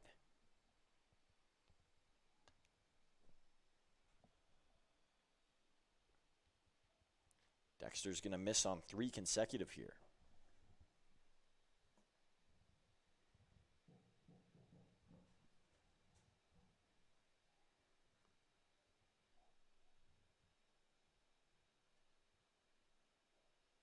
And he gets a strike this time around.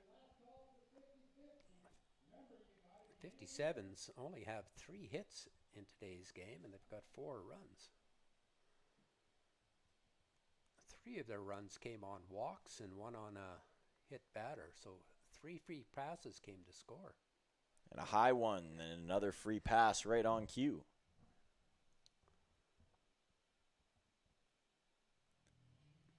I believe the Mavs have A.J. Dahl warming up at the bullpen. But also that's a long way to see down there and left.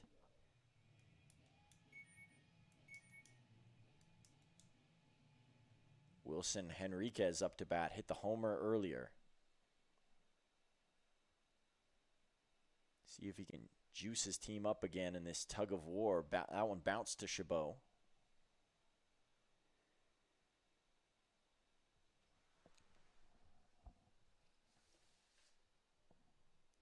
Could be Alfaro down there as well. It's a mix between an 18 and a 15. Swing and a miss there on the throw from Dexter. Nice curveball from Dexter.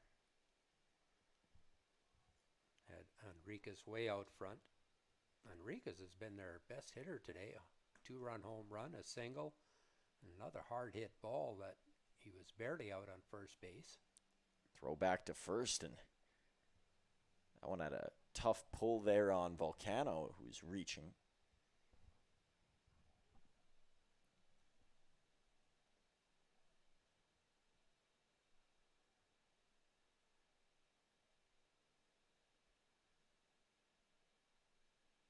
Swing and a miss again. Yeah, same pitch, same result. Wonder if he goes 3 in a row on him. Well, if it's not broke, don't fix it. I would just make sure it's going to be low and not even a strike, but a competitive pitch. There it is again. And it is pulled. This one really close, and it's just foul at the last moment. That pitch, I would say, would have been a competitive one, Wayne. Yeah, probably a little bit too good, but he came back with another curveball. And again, Enriquez was out front on it. Just can't seem to wade back on that curveball. I would go with a fastball up in the zone now. So I think Enriquez is going to be looking for a fastball, but maybe not up. Oh, another curveball. This one popped up. Not sure if there's going to be a play for Chabot. He's right next to the fence, and it bounces over and takes a high hop into the seats and into the hand of a guy in a green jacket. And I just talked to that guy in the green jacket who has the ball in his hand before the game, and I said, should be a good game for the Tigers tonight because he's a diehard Tiger fan, and he's going to the watch party out at the Quad Place. He said he'd be leaving early. Well, he gets a souvenir to take with him now. The Monarch Theater, they also have a party going on, and Ryan Dexter is going to send down Henriquez, the hottest batter potentially in this Swift Current lineup. I don't think he gave him a fastball. Every pitch was that slow curve ball, and Enriquez just could not let the ball travel, and he was way out in front on every swing. Yeah, not bad of trying to do too much and force it to happen. Well, now we're one pitch away from getting up to bat again.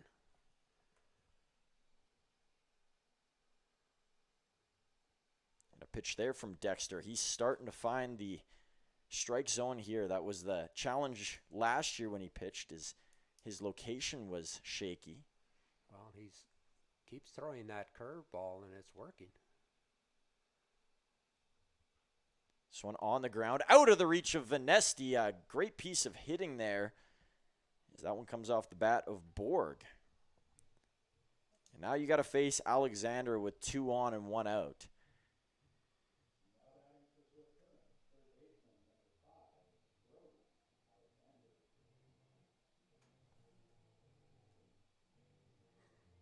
'57s. Once again on the prowl here after a big 2 runs in their last inning. Alexander hasn't hurt us today, but that's a bad sign. He's due. He struck out twice and was walked last plate appearance. One handcuffed Chabot, but he ended up under it. Got to get their signals together. You're right, he was mixed up on the pitch selection.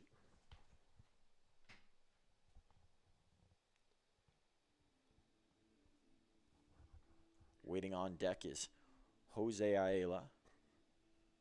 Chabot walks his way back.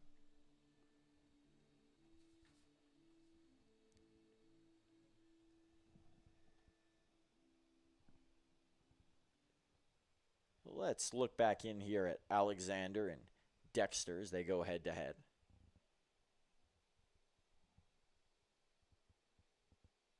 Throw from Dexter is high.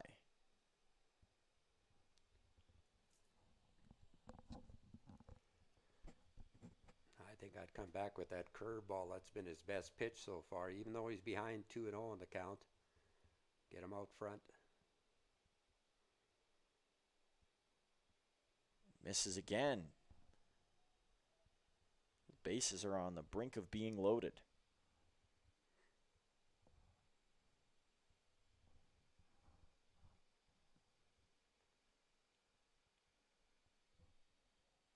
Pitch from Dexter, and the bases are indeed loaded. And JT is going to come out of the dugout here, and that'll be the end of the day for Dexter. So he faces 4 batters, gets 1 down. The rest are currently on the base path, and Swift Current looking to capitalize.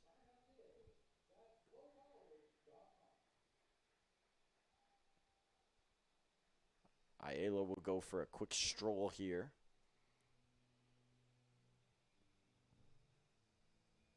And I believe that's Jesse Alfaro rather coming into the game. Jose Ayala's the batter. So we'll see how he fares. And as he gets warmed up, let's once again talk about Town Place Suites, the official hotel of the Medicine Hat Mavericks and the Swift Current 57s. They don't have to stay in town tonight, but if they were staying in town, the recommendation, of course, would be Town Place Suites by Marriott. And once again, we thank them for their continued support. And we also got a sign over there in left field as Alfaro gets going. Alfaro has pitched in just 1 game, I believe, this season. Came in relief. It was a home game.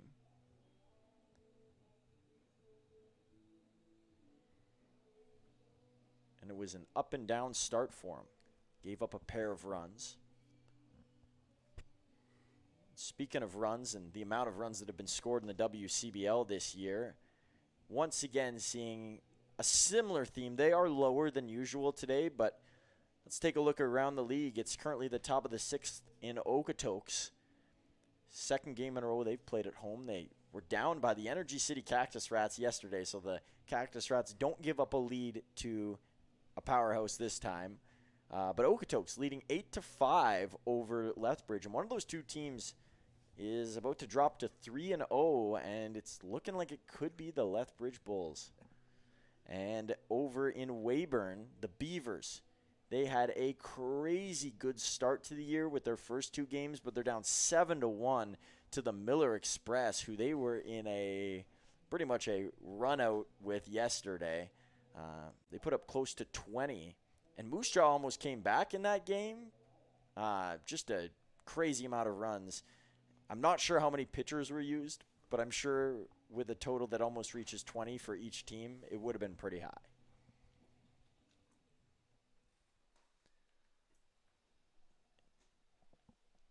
So let's see if Alfaro can save the Mavs bacon here. This one fouled over towards the dugout. Everybody ducking away.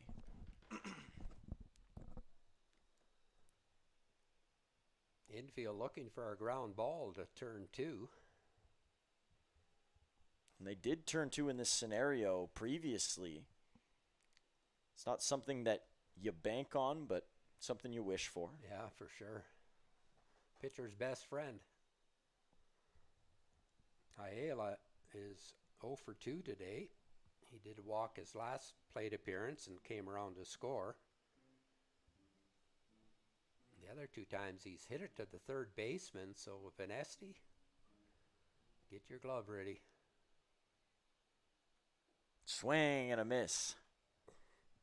Alfaro ahead. And speaking of ahead, the Mavs have a 1.5 game lead over any other team in the East.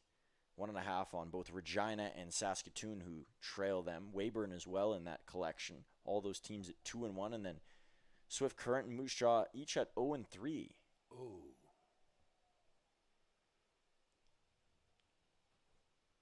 Great pitch. Great take by Ayala.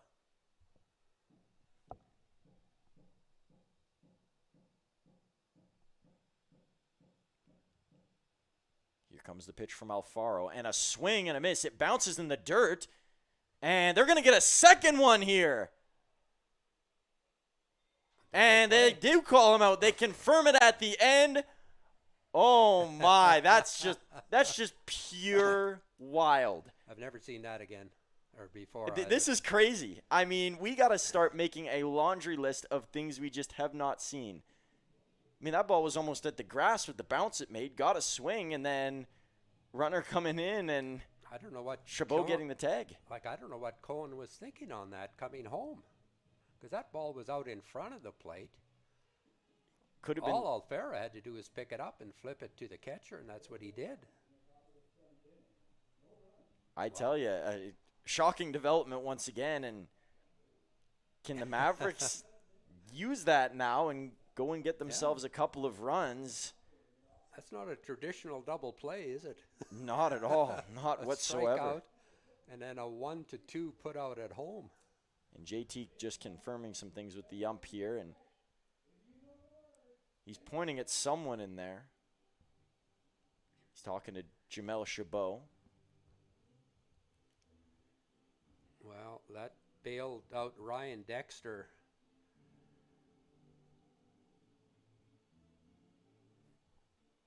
You're sure right, it did.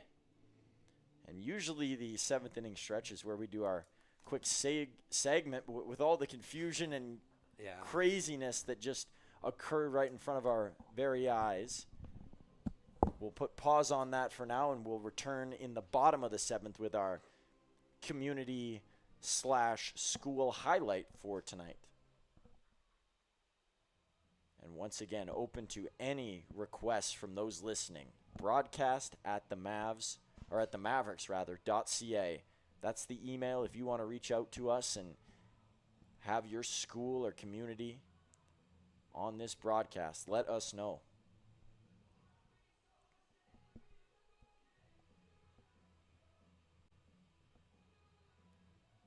I believe we have a new pitcher on the mound. No, it is still Hunter Mark, but still working down on the other side is Deon Mitchell. So we'll see when Mitchell comes in and what the leash looks like on Mark. Is that one thrown down to second? And Mark will step to the mound, square off with Adam Volcano in an all-4 game here. That number has treated the Mavs good in the past, a 4-game win streak here. And in the past, it's taken double-digit runs for them to claim victories. Tonight, this afternoon rather, a different story. First pitch is going to miss there as Mark tried to bring it back in towards the plate.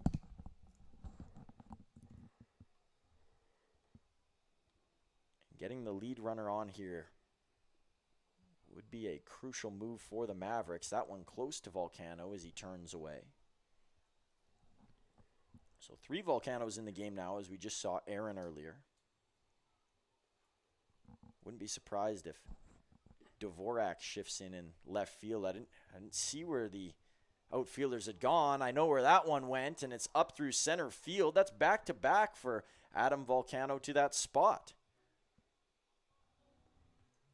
Keeping it consistent for the young gun / veteran in many ways. He's been here for 3 years, but hasn't played a full season in terms of his games accumulated.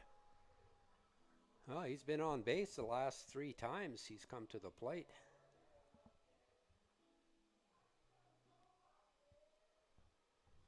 And Dvorak back in on that right-hand side as the lefty goes to work against a lefty arm. Mark a slow roller over to first base. Boy, that's just about a balk.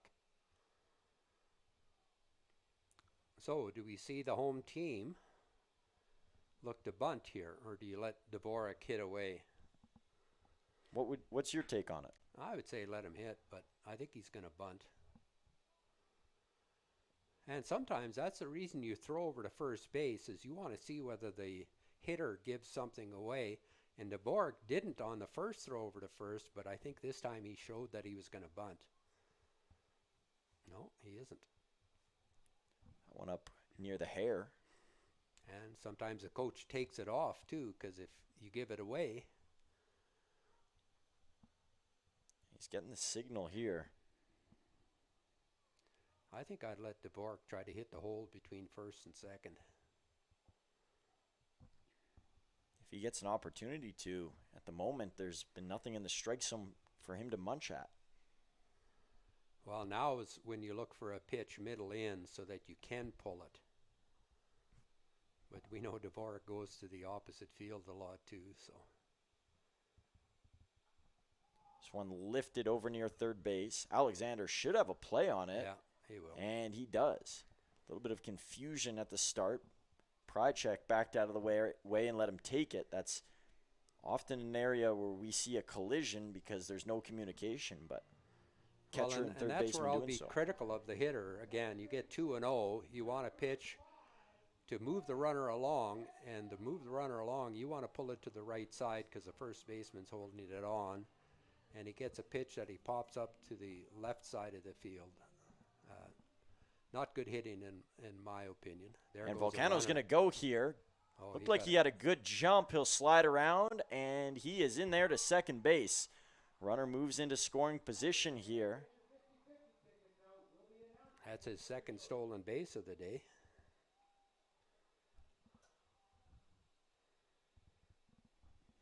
He had a great jump. Now, Blake Dale has a chance to drive in the go-ahead run. Jamel Chabot on deck. Dale's going to hit this one high and over to right, a long ways to go, and that one will end up foul. Catcher had to move out of the way down there as it landed just behind him over by the rain tarp. And a kid is going to try and lean over the fence. Hopefully he doesn't fall. I know you can't see that in your camera view at home. Catcher gives him some help. Back over to Mark now. Dale takes that one for a strike. That slow curve just comes floating in, and it's so hard to wait for it. And sometimes you're better off just to take it, as Blake Dale did. Full count here to Dale. A walk isn't the worst thing, but Dale would like to get a hit and move Volcano across. And Dale gets a walk instead. So now the pressure moves to Jamel Chabot with one out. And an opportunity for the 57s here to get a double play, and it looks like Mark's day is done. That will bring the young Mitchell into the game.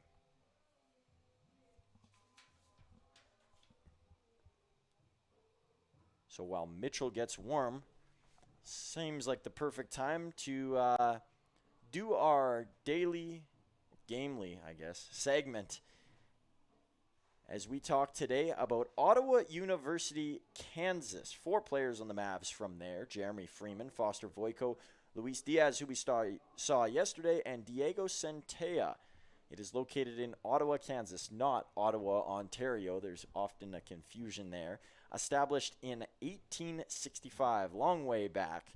Their nickname is the Braves, and as you can see, they got a beautiful football facility there as well. Aside from baseball, football is a priority. It has a second campus in Surprise, Arizona, so it's not limited to just the Kansas area. Has over 4,000 students enrolled, and that's not just in person, but online, and of course in the Arizona location. And notable alumni: John Sherman, the Kansas City Royals owner, went to school there. So a big name within the baseball world, and that's just a little bit of a look into Ottawa University. Previous alumni from there as well: Johnny Volcano, John Walsh, who played for the Mavericks last year, was a Ottawa, Kansas guy. So it seems like every year or so there's a few of those Braves who make their way onto the Mavericks team. And making his way onto the mound here is Dejan Mitchell. Mitchell out of Kirokoso Community College. Nice alliteration in that name. Sophomore.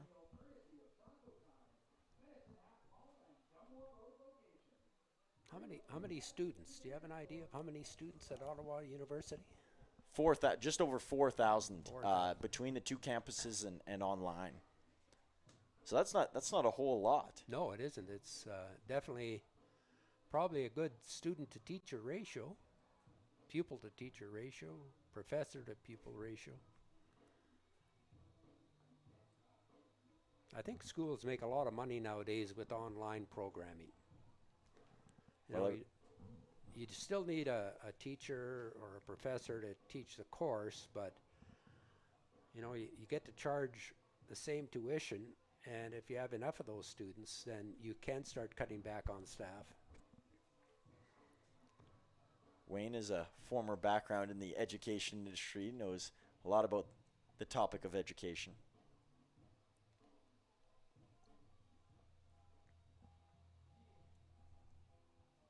And now it will be time for Jamel Chabot to head towards the batter's box, facing off against Mitchell.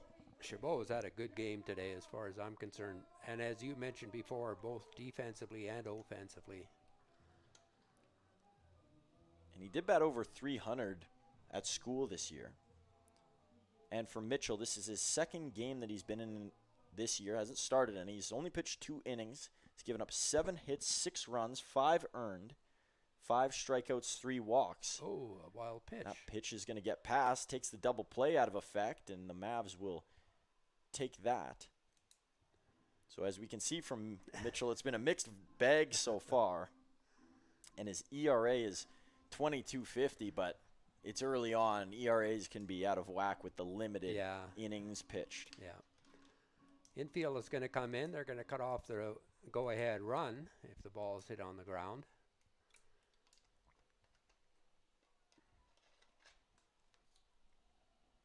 Spiked to the ground there. Prychuk, good job. Looks like Mitchell's got an electric arm. Just he needs to find the strike zone.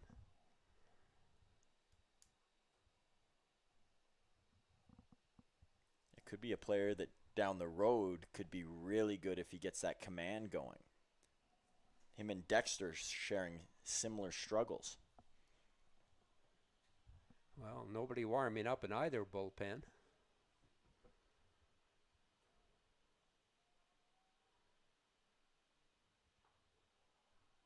Doesn't catch.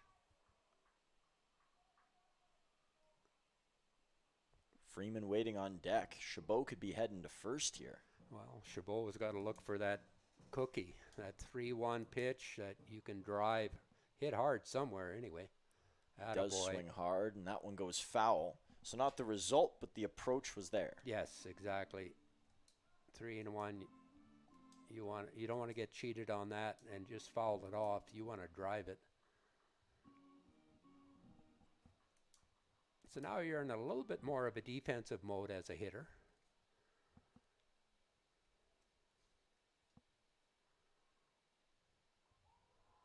And the bases are loaded for the Mavericks. Chabot takes, Another good at bat.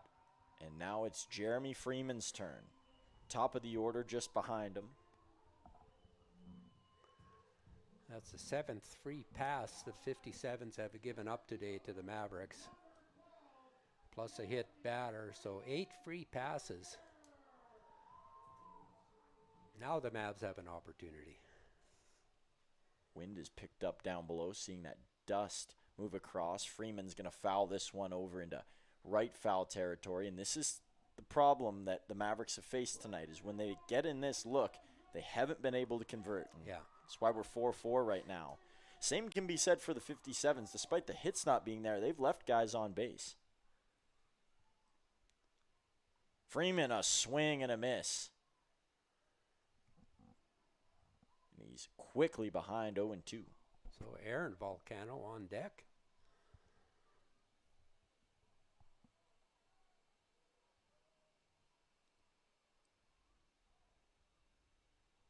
Freeman, swing and a miss. 3 consecutive swings, and Mitchell finds one. And now 2 outs for the 57s. I don't want to say comfortable because there's 3 guys behind Mitchell, but it's better than it was. Well, I kind of like who's coming up to the plate. Aaron. We both heard Adam. Yeah, it Aaron. is Aaron. So I was going to say, I kind of like who's coming up to the plate with Aaron Volcano. If your name's Aaron and you're coming to the plate in this situation and you play baseball, it's usually a good result. Of course, I'm referring to Aaron Judge as the other bouncer into the chest protector of Pride Check. Aaron came into pinch hit last inning and got a single. And that loaded the bases.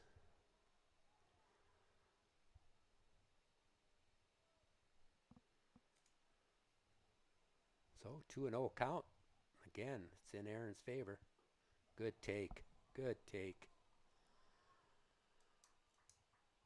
I think he'll be taking at least one pitch.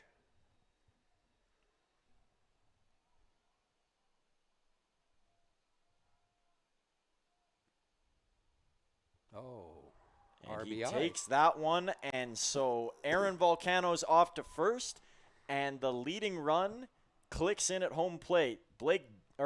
Adam Volcano rather scores it, so the Mavs lead 5-4 in the most anticlimactic way possible. But a chance to get more here for Johnny Volcano is, in this game, you feel as though that a 1-run lead probably isn't safe with what we've seen.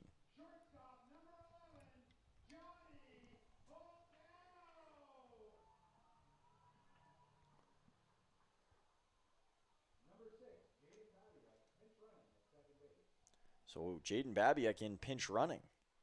So he'll be behind the plate instead of Chabot. We saw Babiak pinch run a lot in extra innings last year. He's one of the faster players in this team. But then again, most players on this group this year are lightning quick.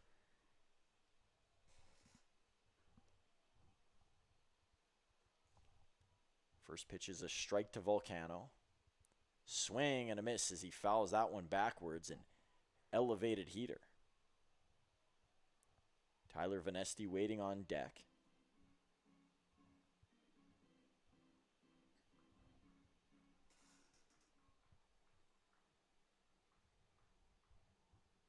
Volcano. This one is gonna get in between the gap. 1 run in to score. Here comes Babiak around, and he's in to score. Aaron Volcano moves to third. Johnny Volcano over at first. He gets 2 RBIs to his name, and he gives his crew a 3-run lead, the biggest lead of the night for the Mavericks, and it's Johnny Volcano with the clutch gene once again. He's flared it so often over the years, and once again goes to the well and digs out success in a big moment. But still a chance for Vanesti to get another run through here with Aaron Volcano over at third and Johnny's still on the base path. Here's one up through center. It's going to die quickly, and it's down. So Aaron Volcano across. Johnny slides into third. He's safe. Ball's going to get away. Johnny heading home. He's in there without a throw. Vanesti over on second. The Mavs, they are now up 9-4. Oh boy, have the tides changed here. A game that the Mavs couldn't get anything going in. Lots of issues with runners stranded. And in the bottom of the 7th inning, something has changed, and it's lit a fire under this group.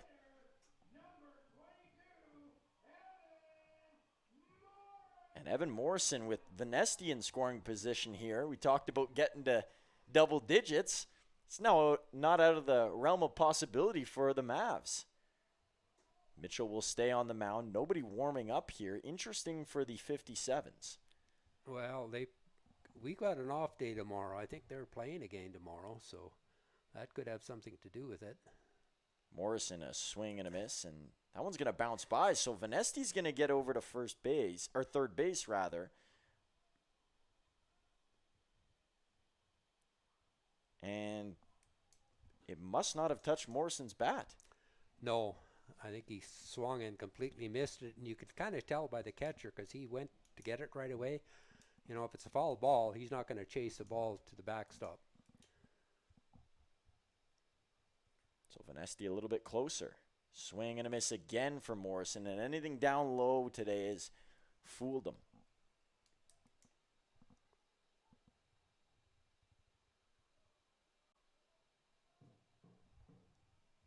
Man, you think back to that Volcano hit. You could not put it in a better spot. It wasn't the hardest hit ball that we've seen, especially for a guy in Johnny that mashes the ball, but it was as ideal as a hit can be. Well, all 3 Volcanos have scored a run this inning. Here's a hard one. Morrison will bring it through, and he will bring Vanesti to home plate. So the Mavericks, for the 5th game in a row, score 10-plus runs. And that is 62 over a 5-game span. My goodness. Didn't look like they were going to get there tonight.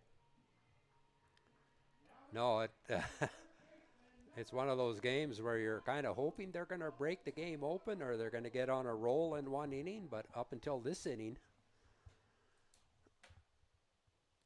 it hadn't happened. And now the 10th batter, the batter who started it all off this inning, Adam Volcano, comes to the plate.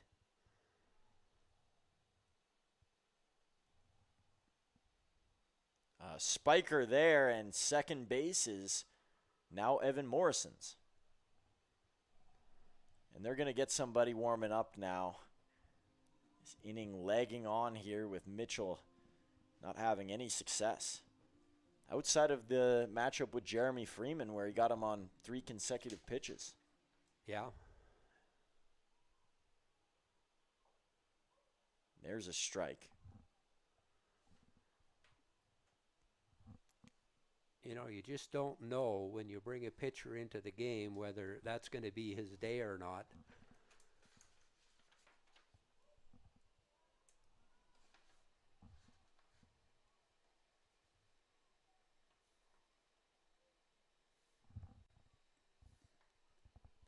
And you got to feel a bit for Riker Ratcliffe, who was really solid.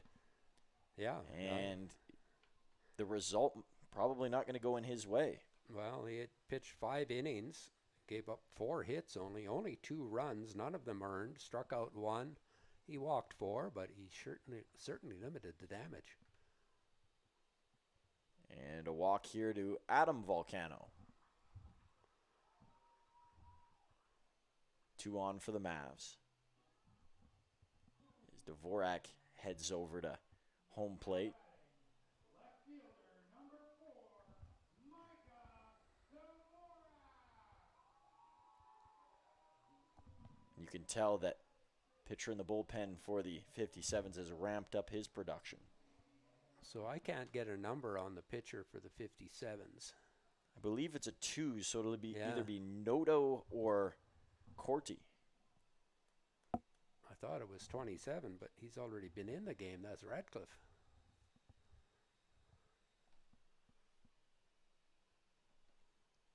Looks like 23 to me, but we don't see a 23.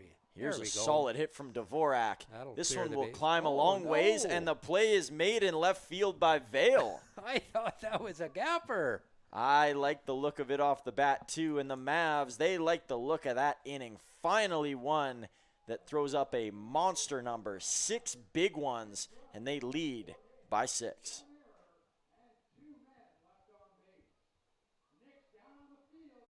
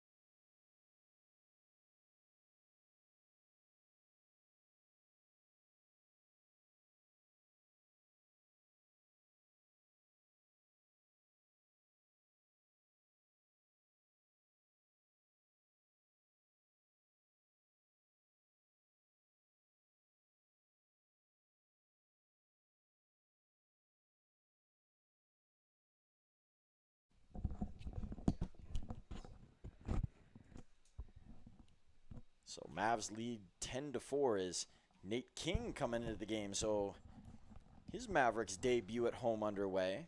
And now we've seen all 3 catchers today. Jamel Chabot, Jaden Babiak was pinch running, and King gets his opportunity. And on the mound still is Jesse Alfaro. Big time last inning for him as he squeaked out of it. And it allowed for the Mavs to take the big lead and put up the big number finally.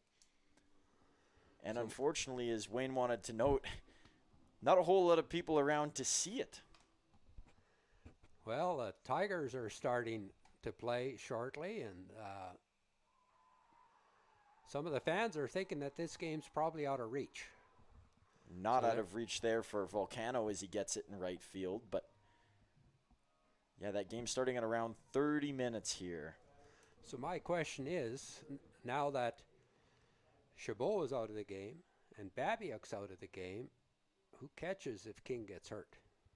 Well, we're just hoping he doesn't. I mean, Aaron Volcano was formerly a catcher, so he could potentially be in the mix. I know he hasn't done it in a while, but he was Yeah. a catcher at one point. Well, that's good to know. I didn't know that. That was a serious question. Maybe they could use you out there, Wayne, put you on the active roster. No, I don't want to get hurt. Attendance today, 920 fans. You were right on with that. You've been good at predicting it so far. I think you've been undefeated. You've been in the ballpark of all the numbers as a strikeout Wow. there for Alfaro. I'm good at guessing. Braxton Vale, who caught the last ball and the bottom of the 7th, up here in the top of the 8th with 2 out. Alfaro looking much more decisive on the mound today. Yeah. He's hitting his spots. Well, plus you got a 6-run lead now, too. You don't have to be so fine with your pitches. You can say, here it is, hit it. Just like that, and Vale couldn't touch it with a tennis racket. Yeah. Good fastball, a little up in the zone.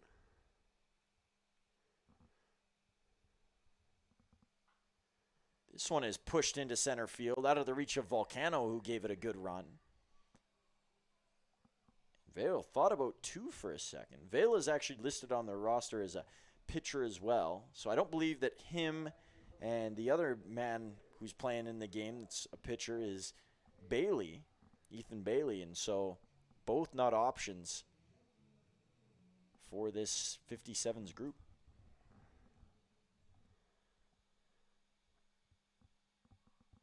Alfaro, first pitch strike.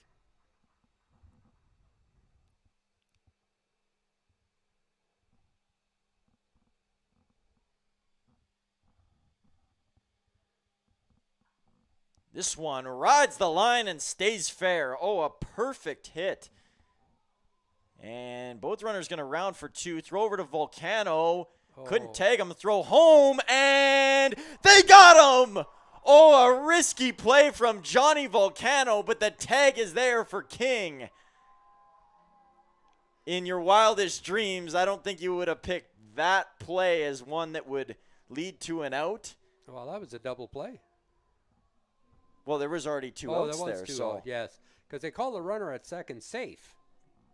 And then Volcano, with good communication, turned and threw it home and got Vale trying to sneak a run home.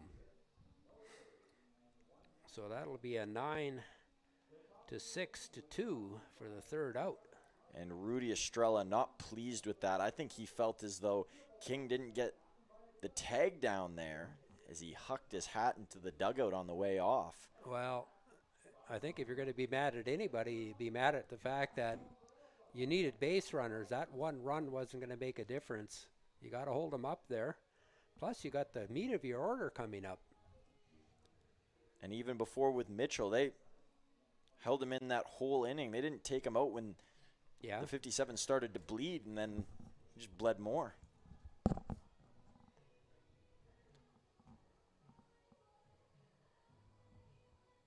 new pitcher in the game now for the 57s, however, and Wayne was right. It is someone wearing number 23.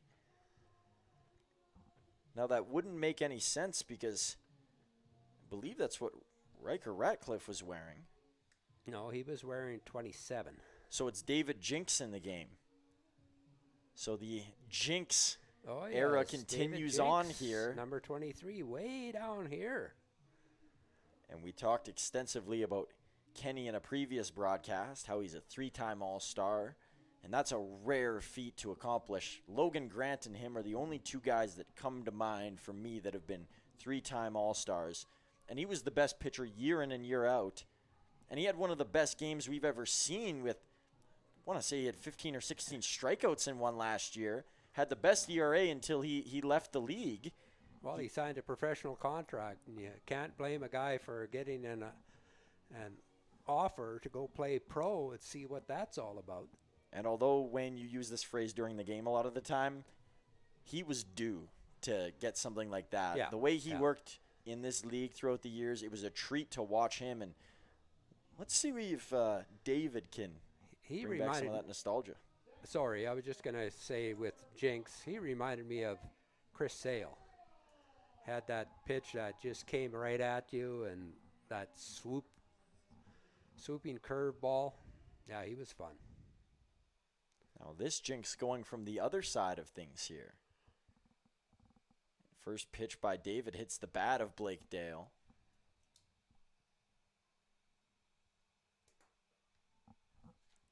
And a new bat boy has been deployed. It looks like it's Aaron Volcano who ran out to get that one.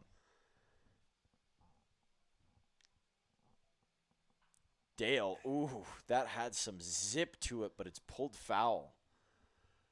That ball is still bouncing down the road. I'm sure the Volcanoes, when the older ones were playing, the younger ones were bat boys and ball boys and, shaggers in the outfield.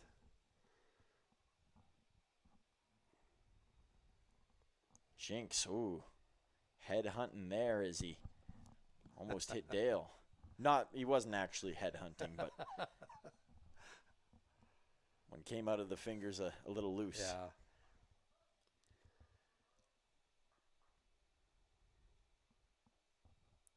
One down low in the other direction. 2-2 to Dale. And I think for the 57s here, if you give up a bunch of hits, so be it. But you just don't want to start giving up walks and allowing this game to tail on.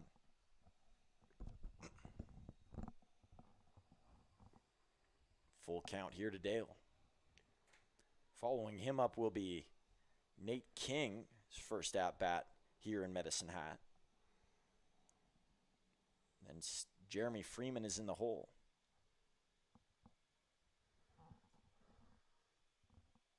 Dale, this one has some pop.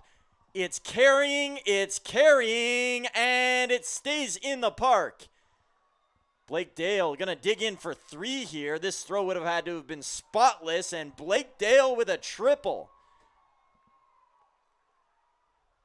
Good for Blake. He was digging for a big hit and finally comes up with one. And it's funny, that one almost got over the fence. The last time he hit a home run in this park, it was almost in the same location, down that left side, and it carried out just at the end. This time didn't have the elevation, but he'll be happy with it. Well, he hit it in the power alley, and it's a little deeper there than hitting it down the line. He gave it a good ride, and both the center fielder and left fielder gave it a good chance as well. Center fielder dove for it, couldn't quite come up with it. So Nate King, let's see what he can give Mavericks fans here. Be another insurance run added on. King takes that for a strike. From Ontario, so grew up a Leafs fan. Said that he didn't like to admit that, and as a fellow Leafs fan, I don't like to admit it either. Well, I heard of people like that. I've just never met them until I met you, Truman, that there were actually people that claimed to be Leafs fans. Hey, I was born into it. I didn't choose this lifestyle as that one goes foul. I will say, thankful to be born in Medicine Hat, Alberta, hockey-wise, though. It's been fun. So the Mavs have tomorrow off, which will be a nice relief. 5 days and 5 games in 5 days is tiring, and they've had to travel to Swift Current and back, but fortunately 4 of them were at home. But now they're on the road for 3, and 5 out of their next 6 are on the road. King will take that pitch, and it's a ball. And for the Mavs, I'm sure if you would have told them, hey, you're going to win 3 out of 5 to start the year in this tricky stretch, I think you would take that out the gate, especially when you're figuring things out. And they might go 5-0 here as this one is punched over into left. Same spot that Dale hit it to, and I don't think King will have enough for a triple, but he's got enough for an RBI double. The lead is up to 11-4.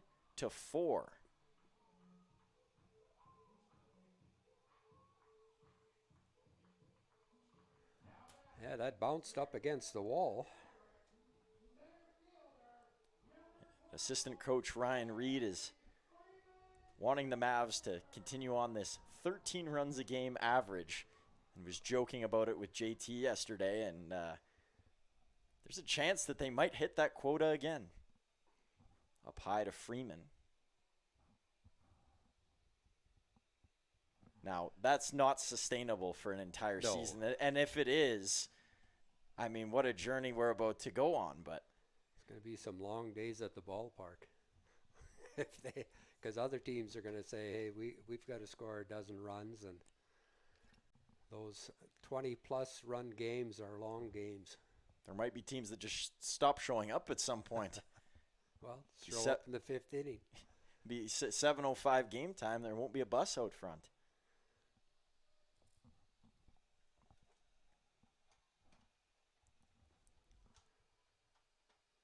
Two and 0 here to Freeman. One bounces in the dirt, and King will stroll along down to third base. Not even a throw. Prychek with a frustrated throw back to the mound, and it's got to be tough for a veteran like himself, Brody Alexander, Jose Ayala, to see what's unfolded here today and throughout the course of this early regular season. Freeman waiting there. That Well, he was 3-0 count. He was taking all the way. So it was an honest reaction. yeah, This one hit high over to right, and it should be playable over there for Borg, and he is not going to make the play on it. yeah. He was going to throw home on the transfer, so he's called out. It's a right call.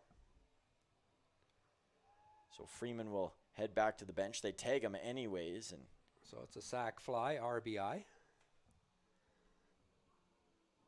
just the one out here with Aaron Volcano up to bat. Right fielder, number 13, Aaron Volcano. And the energy's still up in the booth across from us despite being in the Yeah. bottom of the 8th inning. It's good to see. Volcano. That one right under the armpit. Mavs now with 11 hits on the board. Swing and a miss there from Volcano. Wasn't supposed to play in today's game, but was brought in off the bench to lead off. Yusei Uzawa coming out. Ooh, a low bouncer there from Jinx. We've seen him struggle with his grip a couple of times. Prychek isn't even going to go get the ball. He's had enough of chasing that.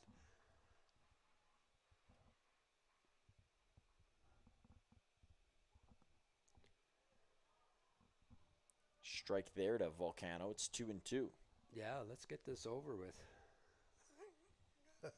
We got a hockey game to watch. I mean, I'll never complain about more baseball, but in terms of history speaking, what's going on outside of this is, Yeah. and I know we've been redundant and harped on it, but it really is that big, and it's an exciting thing to share with other people. It's, you know, it's like a family member getting married. Well, Within it's a the big deal for the city and the community. And there's fans in Calgary, Edmonton, Vancouver, all over Western Canada are cheering for the Medicine Hat Tigers. And that goes down to the Western Hockey League in Spokane, Seattle, Portland. They're all in the same league. Just want to hit up high.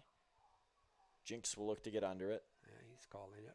And he's got it for the second out.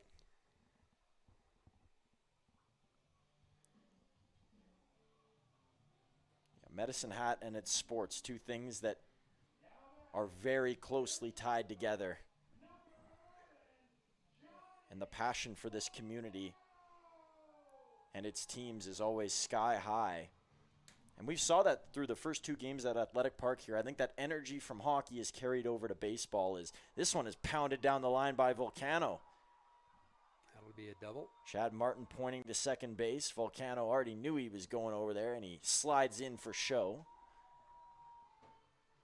Volcano's stat line has to be looking pretty good tonight. I don't know if we have an exact total yet, but he seems like he's just hit everywhere. He was 0 for 3 on his first at-bats. Really? First 3 at-bats. And then he hit a sacrifice fly, and now he's had back-to-back doubles. I'm sorry, he's had 2 RBIs on a single his last at-bat. And Vanesti, another one into the field. Volcano is going to round, and he is going to get home, and Ryan Reed's going to be happy with that one. 13 runs on the board for the Mavs, and as we mentioned just a few moments ago, he was hoping to reach that total, of course, jokingly. 'Cause that's not a realistic feat most of the time. And Evan Morrison was still a chance to do some damage here, and Vanesti's over on first base. Nobody warming up behind Jinx, so he will be in for the remainder of the game.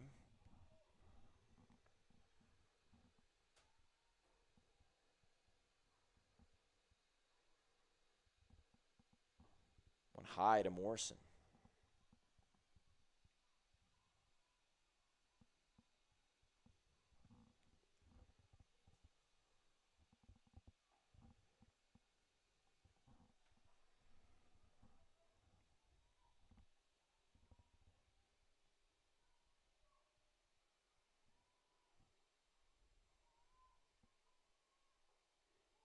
And a strike there. So Jinx gets one back.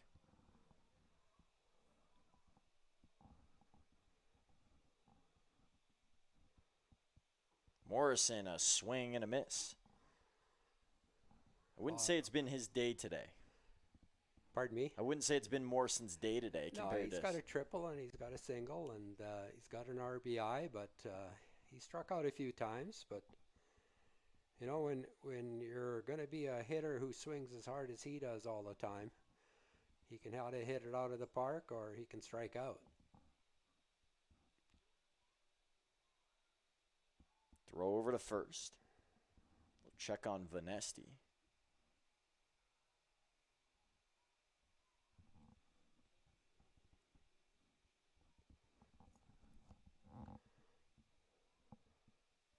Going here is Vanesti. That one fouled aside by Morrison. That's just it was pulled so much it didn't even make it into the dugout, which is hard to do. It was almost hit backwards. Yeah, that was an oddity. Runner will go again. That one is going to hit Morrison, so he's off to first base. Mavs still have 2 on with 2 out. Let's take a look at the schedule ahead here for Medicine Hat. They go on the road for 3 consecutive games, 2 against Regina, a little mini series there, and then off to Moose Jaw for another battle with the Moose Jaw Miller Express, who they had a fun one, a long one though here in Medicine Hat, where the Mavericks became victorious, winning 13-10 after a 7-run top of the 8th from the Miller Express to tie it at 10. Swing and a miss there from Adam Volcano.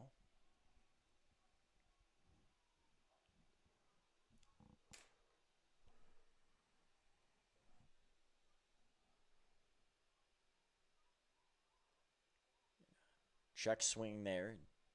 Not even going to check on if he went. It was pretty conclusive that he didn't fall through.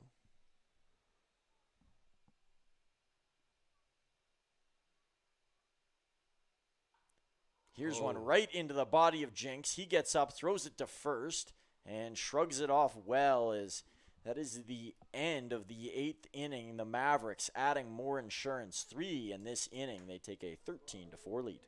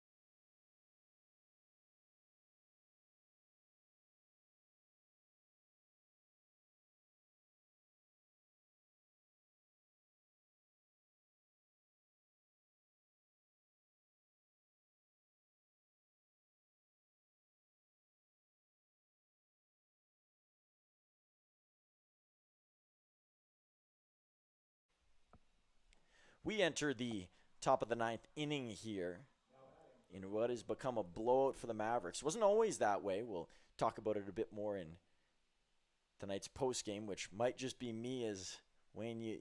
I think you might be off the hook for this one if you're yearning to go and watch those Cats. Well, you know what? I have an obligation to be here, and I won't let you be stranded. Well, I hope I can repay you at some point. There's Volcano. One sticks to his glove for out 1. And who knows, if you get a couple more like that, might be a safe pregame where we can dilly-dally a little more. I just said pregame, didn't I? Postgame.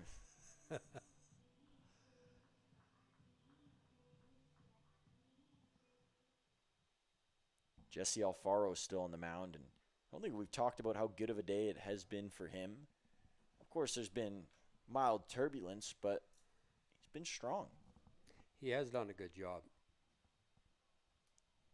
You know, things were a little shaky there when Ryan Dexter came in, and he didn't last very long, but Alfaro came in and just shut it down right away. And he's making a case to be a very valuable bullpen piece. He's been a closer mostly at Cal State, San Bernardino, and maybe we could see him in that role as that one. Speaking of role, didn't get any sort of such, but Alfaro looked good. And a bit of a rebound. He was fine last time, but this is a level up.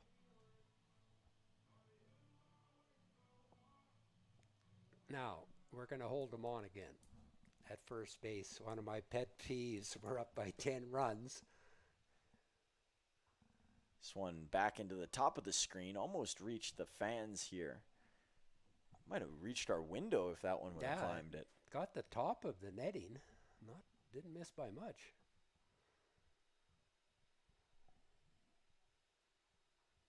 Swing and a foul off there as well. And the approach for the 57 seems to be try and make contact and get anything on, because either we're going to strike out a couple of times or we're going to get a bunch of hits and pull off what would be one of the craziest comebacks that I've personally seen from this booth. Well, they're swinging because Alfaro is right around the strike zone, and that's a good sign.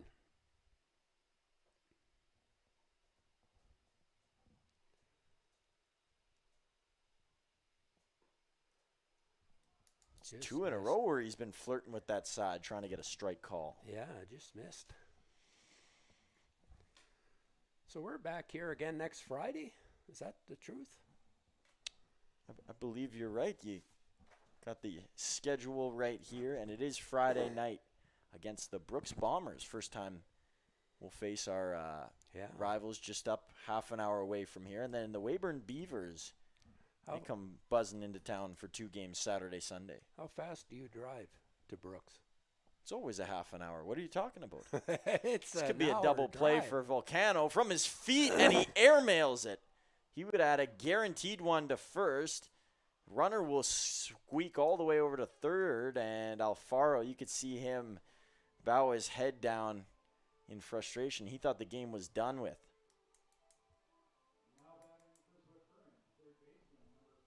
We haven't seen a lot of that from Volcano recently. That was something more from the 2022 season, or 2023 season, rather. Well, it was one of those plays where it wasn't hit hard enough for him just to wait for the ball and flip it over to Dale at second. So he came running in, and then when he got the ball and he tried to stop, his feet went out from underneath him.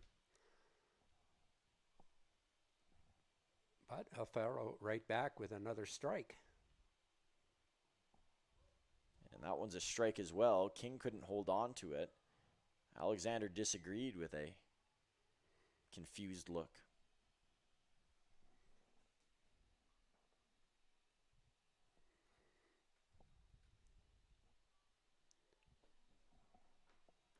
This one is shot over into left field. Ooh, watch out on the dugout deck. Hit a beam and came right back. Fortunate for the passengers down on there.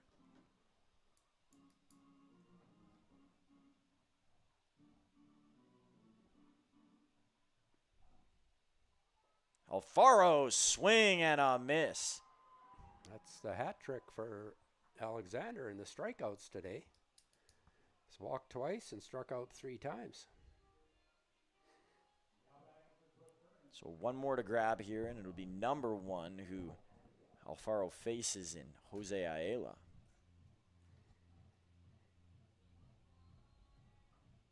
It's good to see the Mavs giving it everything in this game, especially with the bodies that they've used. They haven't left anybody on the bench, knowing they have that day break.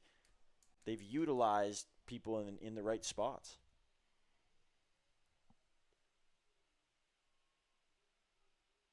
Ooh. Alfaro will step aside for a moment here. Look to lock back in. This one is belted down the line and once again foul down the left-hand side.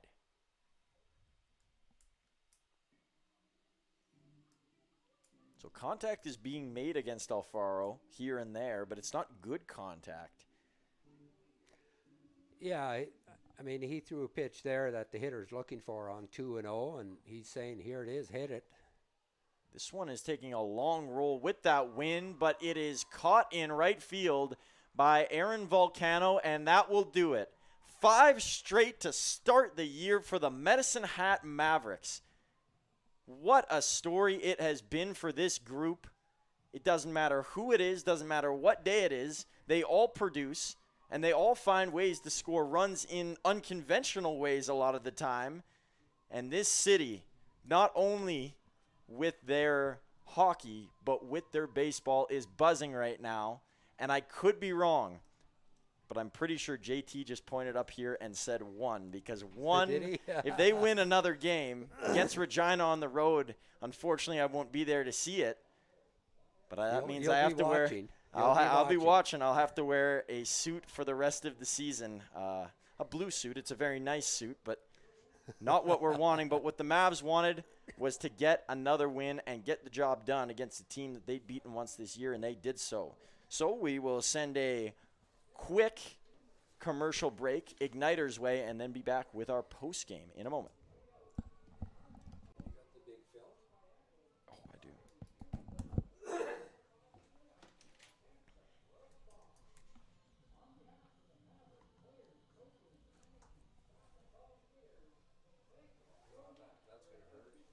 Me?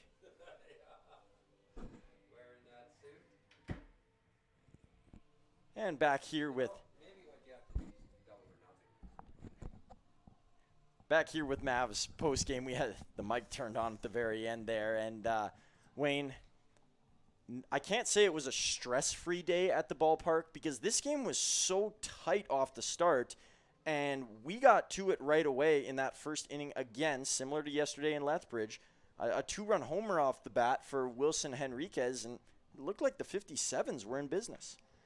Well, I think that's right now the Mavericks have so much confidence. They know that they can come back if they're down a couple of runs. And although they tied it up, 57s went ahead by 2 runs. They had to come back and tie it up.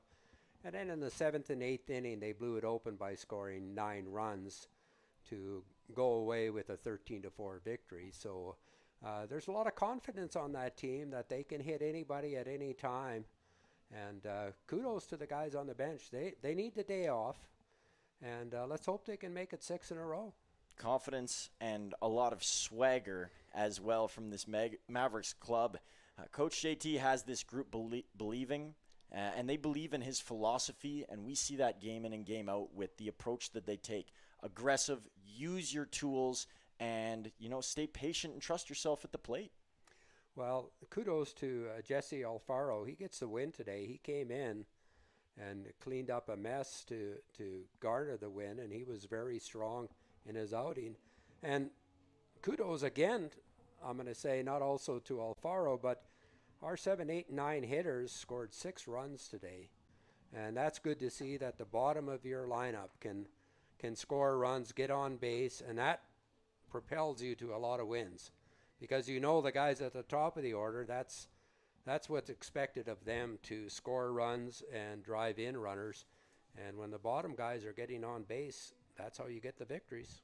Yeah, and triples don't often come around. We saw a couple of those today. Wayne is waving the white flag, and he's going to be waving an orange towel pretty soon here as he heads home to catch the Tigers. But the Mavs, with a brilliant win again today, took a little bit to get going.